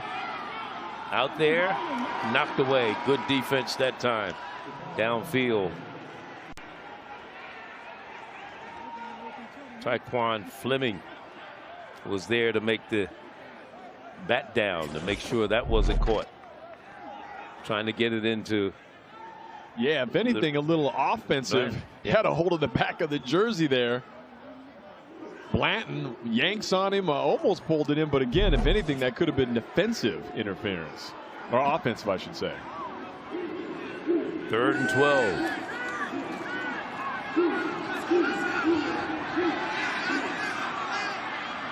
Taking off and will not get to the first down marker. Will be about 5 yards shy. Gained 7 on that run. Jace Wilson before Rico Dozier came up to make the stop. Charlie, a couple of things for Texas Southern on that. That bad play on a 3rd down, bad for them a couple reasons. One, obviously they have to punt, but 2, that means they're giving up the ball. The longer they could have held it, the more they could keep it away from the team that's chasing them. So again, they've had these 3 and outs. They're giving Arkansas Pine Bluff the ball and a chance to get on the scoreboard. So they need a sustained drive just to keep them off. So far, they have not gotten it. Patrick Helen back to punt it away. Oh, and it's blocked. That's the turn, Charlie. Blocked. Being picked up by Isaiah Ward. And the pitch. That is sweet. And that coming is phenomenal. Elijah Jenkins scores after Isaiah Ward picked it up and takes it back. The assist and the touchdown, they look like they were running the option back in the day. The wishbone tosses it out. That was phenomenal. On the block, they smothered this one. Never had a chance. 3 guys could have blocked that one. And as he tracks it down, watch the heads-up play here by Arnold. Arnold's aware of it, and he said, big boy, you take this one. Jenkins says, I got you, and I got 6. 23-yard return. There was a lateral at the 8-yard line, and they take it in for 6. And we were just talking about it, Charlie. Moments ago, I said them giving up the ball, having to punt, gives Arkansas Pine Bluff a way to stay in this. Look what they do. First time this season that a punt of Texas Southern has been blocked. Wow, that was a painful one. So look at this, Charlie. For the point after. It's up, and it is good. And the score all of a sudden is 6-point game. It's a one score game. 28. Worth another look. Look at that smothering move there. They get in. Rutherford with the block. The big man on the pitch. They get it over to Jenkins, and Jenkins finishes the deal. That was sweet music for Arkansas Pine Bluff. Again, he had no protection on that one. Someone was going to block it. They had about 3 guys. Rutherford blocked it. I'm saying, but they had about 3 guys in position that almost to block it. He had no help to even get this thing off. But this is great. Heads up play. He could have easily just been running forward, thinking I'm trying to get in and go down. But he turns the lateral and then the heads up play that he was like, I'm ready for you, big boy. Jenkins. And the offensive player that was down there, he just bounced off of him. That's right. Swatting it like a gnat. But Arnold to Jenkins like a finely tuned option play, quarterback to running back. That was fun. Not so fun for Texas Southern, but hella fun to watch. Yeah, Khalid Arnold comes up with the big defensive play that time for Arkansas Pine Bluff. Arnold, the redshirt sophomore out of Lovejoy, Georgia. Two completely different halves of football, Charlie. I'll tell you what, 34-28, it's on fire. In one-score games, Pine Bluff 1-1 this season. Texas Southern 1-3. It's a 6-point ball game. Remember, it was a 31-7 halftime lead for Texas Southern, and they get the ball at their own 25 here in the fourth quarter with just about 5 minutes and 32 seconds remaining. Charlie, we show you the special teams coordinator, Kyle Kramer. Yeah. He's had, it's been a rough day for him. His team's been taking beatings, but suddenly with one block and beautiful return and pitch, coach is like, you know what, fellas, that's what we've been looking for. Let's do that again, all right? You go get you some. You get some. Let's be ready. We're in this game right now. It's 34-28. And that's what you love about this Arkansas Pine Bluff team. Of course, we look at Clarence McKinney. His offense hasn't done much here in the second half. They punted 4 times, had a field goal 39 yards, and had a punt block. So that's all they've been able to do. Remember, they were leading 31-7 at half. That's right, Charlie. You're being generous saying they haven't done much. They haven't done anything yet in this second half. They got 1 field goal. Now let's go down to Nia as Owens had that carry. Nia. Yeah, guys, I am over here on UAPB side, and let me just say the energy has completely changed. The guys are hyped up. The coaches are hyped up. This is what Coach was telling us all season. That good energy is finally rubbing off, and they have not given up. His team is continuously still fighting to stay in this game, guys. Back to you. And it could be even closer. Remember, Pine Bluff missed the PAT, and they also missed a field goal. And they fumbled on the 4-yard line and gave up a touchdown. Right. Incomplete. Well, and Charlie, we talked to Alonzo Hampton multiple times. We had a lot of their games this year, and he kept saying, trust me, Charlie, I'm going to get that win in the SWAC. I'm going to get one. So with 5 minutes, just under 5 minutes to go, Alonzo Hampton believes it. We're going to get one, Charlie Neal. And this pass from Jace Wilson, way too far for Trent Leary. At the end. These are big boys. No one's hurt. It is 3rd and 7. Wilson hands off. Here's Owens coming to the near side. Owens to the 35, 36-yard line, has the first down. They needed it. They needed to move those chains, Charlie. Darius Owens finally stopped by Rico Dozier. And again, his patience. What I love is he's never in a hurry to make bad decisions. So again, kind of flowed with this one to the left, able to get enough to move them chains. First down. 34-28 is our score. Texas Southern had a 31-7 lead at halftime. But since that time, it's been a 21-3 run for Arkansas Pine Bluff here in the second half. Arkansas PB winning this half. They're trying to win the game. There's Owens still going. He has over 100 yards. Did he fumble the ball? Uh-oh. Let's see what happens. A rare fumble it would be by number 22. We're waiting for the referees to tell us what happened. Gotta wait to get the official call. Pine Bluff seems to think it's a fumble and that Pine Bluff has it. Wow. They do. What a change of events right now. This whole fourth quarter, Charlie Neal, been bananas. Arkansas Pine Bluff right back in it. And again, Neal was telling us the momentum changed, the energy, and then things happened.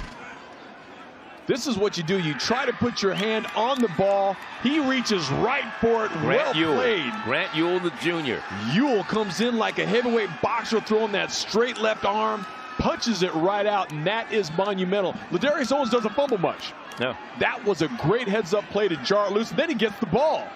And he's arguing with the referee that he didn't fumble, but he did fumble. Oh, there's no question. That thing bounced on the ground. So 9-yard gain before the fumble, but again, that helps his total yardage, but it gives the ball back to Arkansas Pine Bluff with 3:57 to go. Lonzo the ball Hampton at the 44-yard line. Give me some Gatorade. No, there's no question he fumbles this ball. That is out. It hits his pads. It hits the ground. It bounces around, so it's a clear fumble. And Arkansas Pine Bluff trailing, but in control as far as momentum. 6-point ball game. And look at him go. And straight ahead, running with abandon, is Jamerson. Norman makes the stop. Charlie, how quickly Hardman, things can change here. I'm telling you, they're feeling it right now, revving it up. They did not show up in that first half. Second half, and in this fourth quarter, it has been Arkansas Pine Bluff all day. Wow. Texas Southern uses one of its 2-3 timeouts here in the second half. That's their second one. And they have one remaining, and we'll step aside. 3:32 remaining. There's Ladarius Owens. He can't believe it. His team is on the verge of maybe getting beat here today. So it's going to come down to this. Can they do it?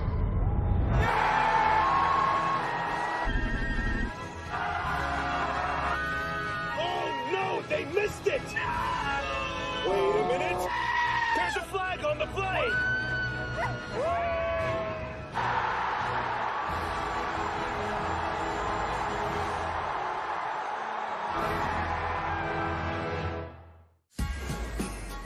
Whoa, the new iPhone 15. With that amazing camera, I wish my family had them. Zoe, you're an action star. Take action. Join T-Mobile and get 4 new iPhone 15s on them and 4 lines for $25 a line. With that camera, I'll be sharing pics from the slopes. You do not want to see yourself skiing. Yeah, I'm good at skiing. Your stunt woman is. This holiday at T-Mobile, get 4 new iPhone 15s on us and 4 lines of unlimited for $25 a line. What do you think of the jacket? You look like a marshmallow. Meet the Jennifers. Gen X, Gen Y, and Gen Z. Each planning their future through the Chase mobile app. Gen X is planning a summer in Portugal with some help from JP Morgan Wealth Plan. Let's go, Whiskers. Gen Y is working with a banker to budget for her birthday. You only turned 30 once. And Gen Z, her credit's golden. Hello, new apartment. 3 gens getting ahead with Chase. Solutions that grow with you. One bank for now, for later, for life. Chase, make more of what's yours. Ready for new Black Friday deals? Get 10-inch Squishmallows for $5. This on 43-inch TV for $98. And so many more amazing deals. New deals drop online Wednesday. Shop Walmart Black Friday deals. 3 seconds left, and with the long jumper's good. Defense, energy, effort, and toughness is our motto. Oh, what an alley-oop. When I walk on the court, I want nothing more but to win. You're going to remember this name. Oh, what a move. What a move. I don't sit up here and just blow smoke. We are the best team. We know it. We believe it. And we prepare every day. Tuskegee takes on Fort Valley in a doubleheader Saturday, November 25th, starting at 1 noon Central on HBCUGO.TV or download the new mobile app. Ladarius Owens upset, fumbled the last time he touched the ball and has put Arkansas Pine Bluff. He's still arguing that he thought he had the ball, but it was clear. It was clear that it came out. It was punched away. And now we have a 1st and 10. Arkansas Pine Bluff at the 30-yard line of Texas Southern. Big finish, Charlie. The pass. Is it caught? I think it may be a completion. Slipped it in there, man. Yes, indeed. It's a completion to the big tight end, Kevin English, redshirt freshman. 4 injured players. And look at this concentration right there. Cups it. It looked like he had his hands under the ball, so I think that's a good call on the catch. Absolutely nicely played. Great pass, too. That was good for 13 yards, and it's good for a 1st down as Arkansas Pine Bluff continues to move closer to the end zone. We have an injured player down for Texas Southern. As you see, Coach Clarence McKinney. Of course, you're talking about Texas Southern. Of course, we know that things have turned around pretty quickly here in the 4th quarter. They were down 31-7 at halftime. And here's one, a block punt. That's what turns things around. Yeah. And then the heads-up play. I love everything about this play. The great block, the heads-up, one big man to another, and they cash in. And then the fumble right here after the 9-yard gain on the run. And Arkansas Pine Bluff gets the ball back. After a tough day defensively and special teams, they come through on the defense. The big punch. Ladarius Owens does not make many mistakes, but a great turnaround. Their special teams scoring a touchdown. Their defense forcing the fumble. Arkansas Pine Bluff right back into this thing, man. Texas Southern, of course, founded in 1927. You saw the report that Nia did earlier today. And they have some famous alumni, including Michael Strahan. That's a pretty big game. Barrow. Yeah. Michael Strahan kind of done a few things. 1 or 2. First and 10. Arkansas Pine Bluff at the 17-yard line. Dawkins in motion. Straight ahead goes Johnny Williams to about the 12. Gabe Smith there to make the stop. And you can see Texas Southern trying to return the favor, swatting at that ball. Another player down. Ouch. Texas Southern player down. Well, and Charlie, this is such an example of, if you've never played sports, maybe you don't quite understand it, but what an example of how momentum, the shift, it's like a tidal wave, and it is real. Again, Nia was on that sideline feeling it down there. We can feel it all the way up here. The tide shifted, and everything now falling Arkansas Pine Bluff's way. And the thing is, if you talk about these injuries, the last two plays, that was one of the Achilles heels for Texas Southern starting out at the beginning of the season when they lost their season opener in overtime to Prairie View, and Andrew Body goes down. That put Jace Wilson in the driver's seat as far as the quarterback position is concerned. And he talks about they've been devastated with injuries all season long. Yeah, we talked to Coach yesterday, and Coach McKinney said, you know, if you look at my depth chart, my two-deep depth chart, it has been decimated, blown up, and they've had a real tough time. Again, next man up, they've been playing well, but when you get your starters knocked out, again, psychologically it's tough, but just as far as tactical playing, it's difficult too. So that's been tough on their part. But today, after such a strong first half, they have started to see the wheels fall off in this second half. Tough. And that young man right there, who's been phenomenal all year, he's praying they can hang on. He'd hate to end his senior season on senior day knowing he was the one that coughed up that ball. What he really would like is a chance to get back in there, break a long run so he could wash that bad taste out of his mouth. But Arkansas Pine Bluff, everything again starting to fall in line for them. Never like to see guys walking off hurt, though. That is a tough one for Texas Southern. I hope that young man be okay. Yeah, look, I mean, my heart goes out to Ladarius Owens right there. He's taking this hard, putting blame on himself. But look, man, you played great. Do not put this. That was a tough one. That's a big fumble, but don't destroy yourself over one mistake. Second down and 4. Ball at the 10.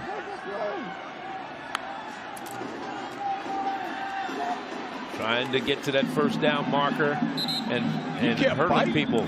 He kept fighting, man. Let's see exactly where the officials mark it. They mark it inside the 10. So he had touched down as Jacob Williams made the stop that time, but it was Johnny Williams on the carry, and it is not a first down. Well, Charlie, though, he keeps grinding here, pushing himself over the bodies. And that's what you teach all great running backs to do. Never let your legs stop till you're eating grass and you hear the whistle. And it's third down and 1. Did Pine Bluff call a timeout? Possibly so. We're just waiting for the official word from our referee. Yeah, Coach Hampton saying, no, I think he had a play few more yards than is that. on the further review to determine if the running back's knee was down in the backfield. It's worth another look. That's Hubert why Owens. you have the replay. Yeah, Hubert Owens will come over and talk to, well, Hubert Owens is our replay official. Wyan Myers is the referee, and he'll come over and talk things over. We'll look at it once again.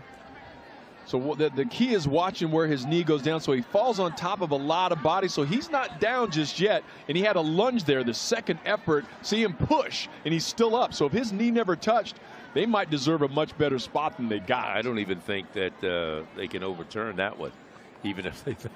Is that right? Well, then why are they reviewing it? Well, there's where you're talking about. See the knee? That's right. So that was close. So if we see that one, it looked like his knee from that angle. He might have been down. So maybe if they can see that. And that's what I think the replay officials saw when they looked at it and just said, hey, we need to take a closer look at that. Let's look here. A lot of bodies is tough. Hard there it doesn't look down. The other replay was close. That one, you can't see it. Third down. Ruling on the field stands. There we go. Well, Okay. let's play on. Third down. Let's take it. Well, talking about the Southwestern Athletic Conference. It was a conference founded in 1920 with 6 colleges, all from Texas. Super 6, Bishop, Paul Quinn, Prairie View, Texas College, which is now Texas Southern, Sam Houston, and Wiley College. I'll tell you what. This team, Arkansas Pine Bluff, pushing the ball down the field, creating their own glory with turnovers, block punts. They're in position, Charlie, right now with 2.5 minutes to play, down by 6 and knocking. Empty backfield. 3 receivers to your top of your screen. Higgins taking off around the left side to get to the first down. He's got some room. And out of bounds inside the 5-yard line. 1st and goal. Arkansas Pine Bluff stops the clock as he goes out of bounds. That is a big play, Charlie. He was looking to try to make it happen. He tucked it away pretty early, and he thought, you know what, I've got some speed. I think I can outrun the big guys. That's how he scored the touchdown. Same thing here. He knew where that first down marker was, and he made sure to get there. Big run that time for the first down. Huge. Look at Alonzo Hampton. 1st and goal. And quarterback keeps it. Rolling to the right. Going to the right. Oh, he's in. Hit, but he scores. He's in the end zone, and what a hit put on him that time. Makai by Hosea Hardman. He lit him up, but it didn't matter. But he takes it in from 4 yards out. And right now, our score is tied. Take a listen on this finish. Bam! He lit him up, but you know what? Makai Higgins lit up the scoreboard, and that's all that matters. It's tied, waiting for a PAT to take the first lead of the game. Now, remember, they missed one earlier. They got to hold their breath over there. They need this. Saris for the point after to put them up by 1, and it's good. How about that, Charlie? 35-34. That's our score with 1:46 to go. They went 44 yards, 6 plays, used up 2:11 off the clock after the fumble by Texas Southern. And they caused that fumble. So look at Arkansas Pine Bluff. Yeah, feeling the magic right there. That's right, fellas. Now we look to the other sideline. Texas Southern right now, they're looking to try and do it. And I'll tell you, Ladarius Owens knows we got about 1.5 minutes. Get me the rock. He wants to make up for this. Higgins with 2 touchdown running and plus a touchdown pass in the second half. If he can't get you with the arm, he said, I'm going to beat you with my power legs. That was crazy. That was kind of like a Jackie Chan jump to nowhere, but he comes back connecting on the pass, and then Charlie using his arm when it's needed, connecting with Kenji, and then look at him. That man says, I'm going to get it done, and then doing it again, turning, reversing. When you got the skills and it's working, why stop? Yeah, he had a 17-yard touchdown pass to Kenji Lewis. He had a 4-yard run, and then he had another 4-yard run. And this one gives his team the 1-point advantage with 1:46 left here in the 4th quarter. Makai Higgins right now playing hero for APB. Yeah, they were almost DOA in that first half. Now they're making it happen. 31-7.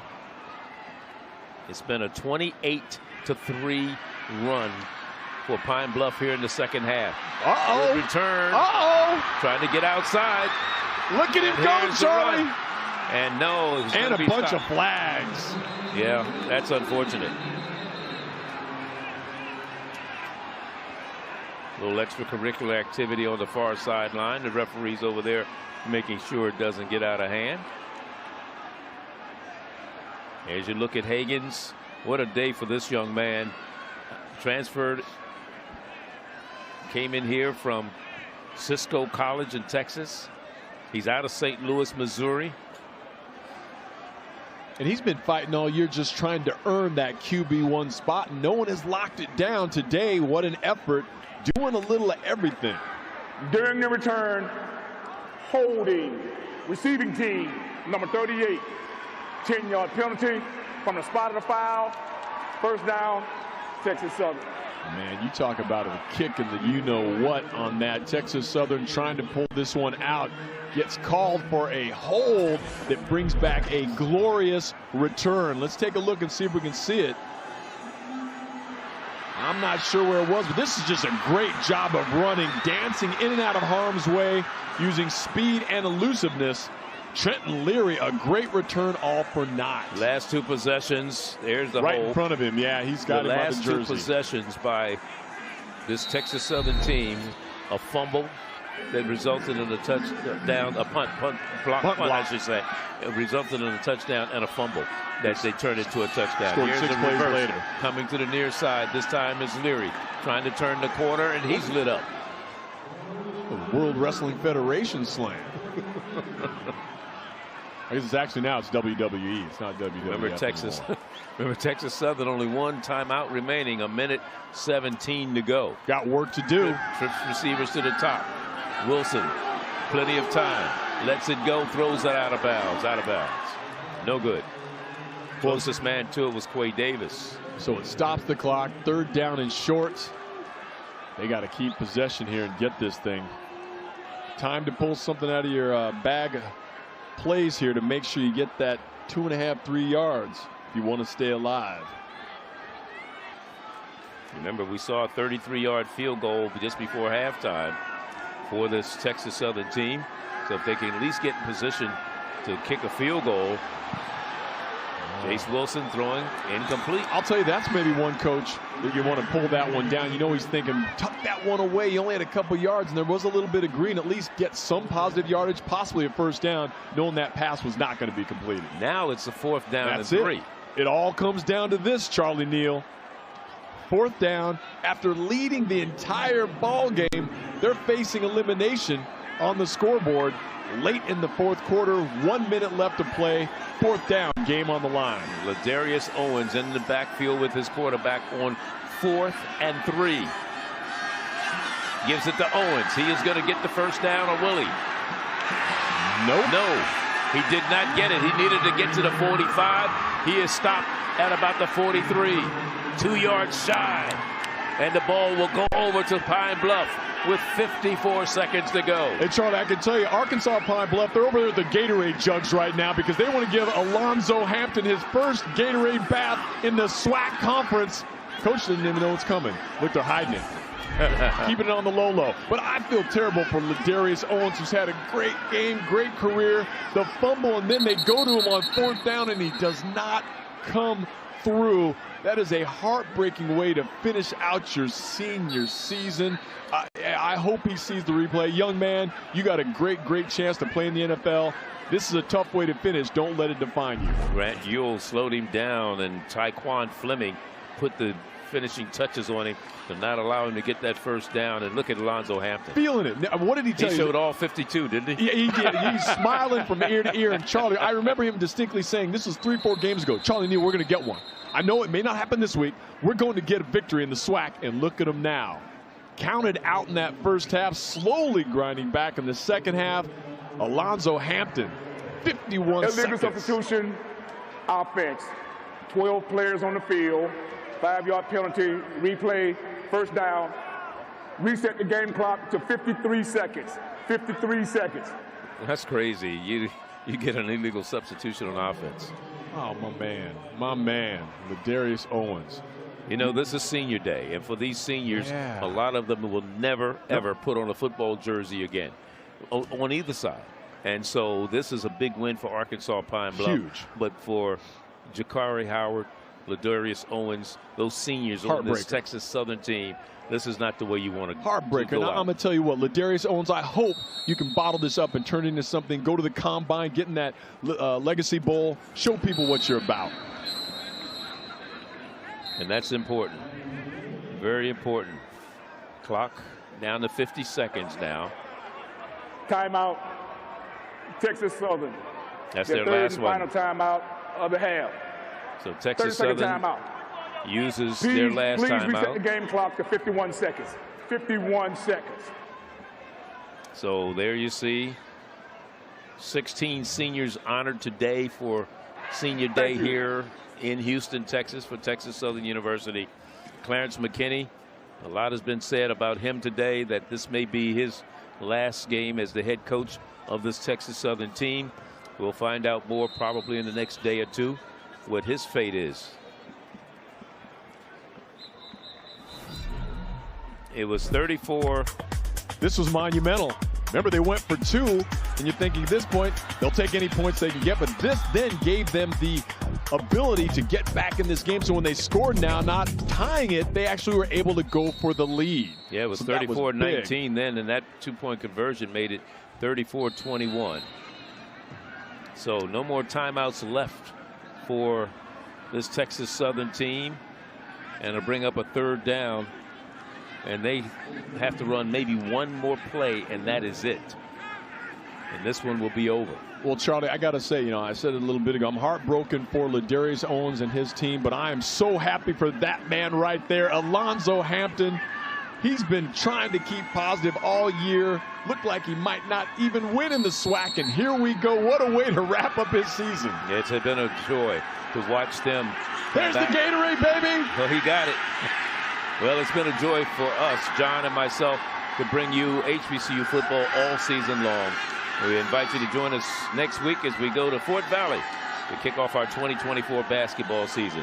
Special thanks to our coordinator and director, Renardo Lowe, producer Rick Walenzik, our supporting team, Steve Shutt, Michael Lira, Katie Braswell, Joel Hahn, Michelle Garcia, Marcus Crosby, David Grain, and our ops crew, Gina Holland, Kristen Mosier, and Jeff Roth. With John Kelly, Nia Simone, Courtney Tate, Charlie Neal saying so long from Houston, Texas, and the Shell Energy Stadium, where Texas Southern falls by 1 to Arkansas Pine Bluff, 35-34. Charlie Neal saying so long, and thanks for watching. You've been watching college football on HBCU Go Sports, powered by the Griot. We'll see you in basketball season. What a blast to end it, man.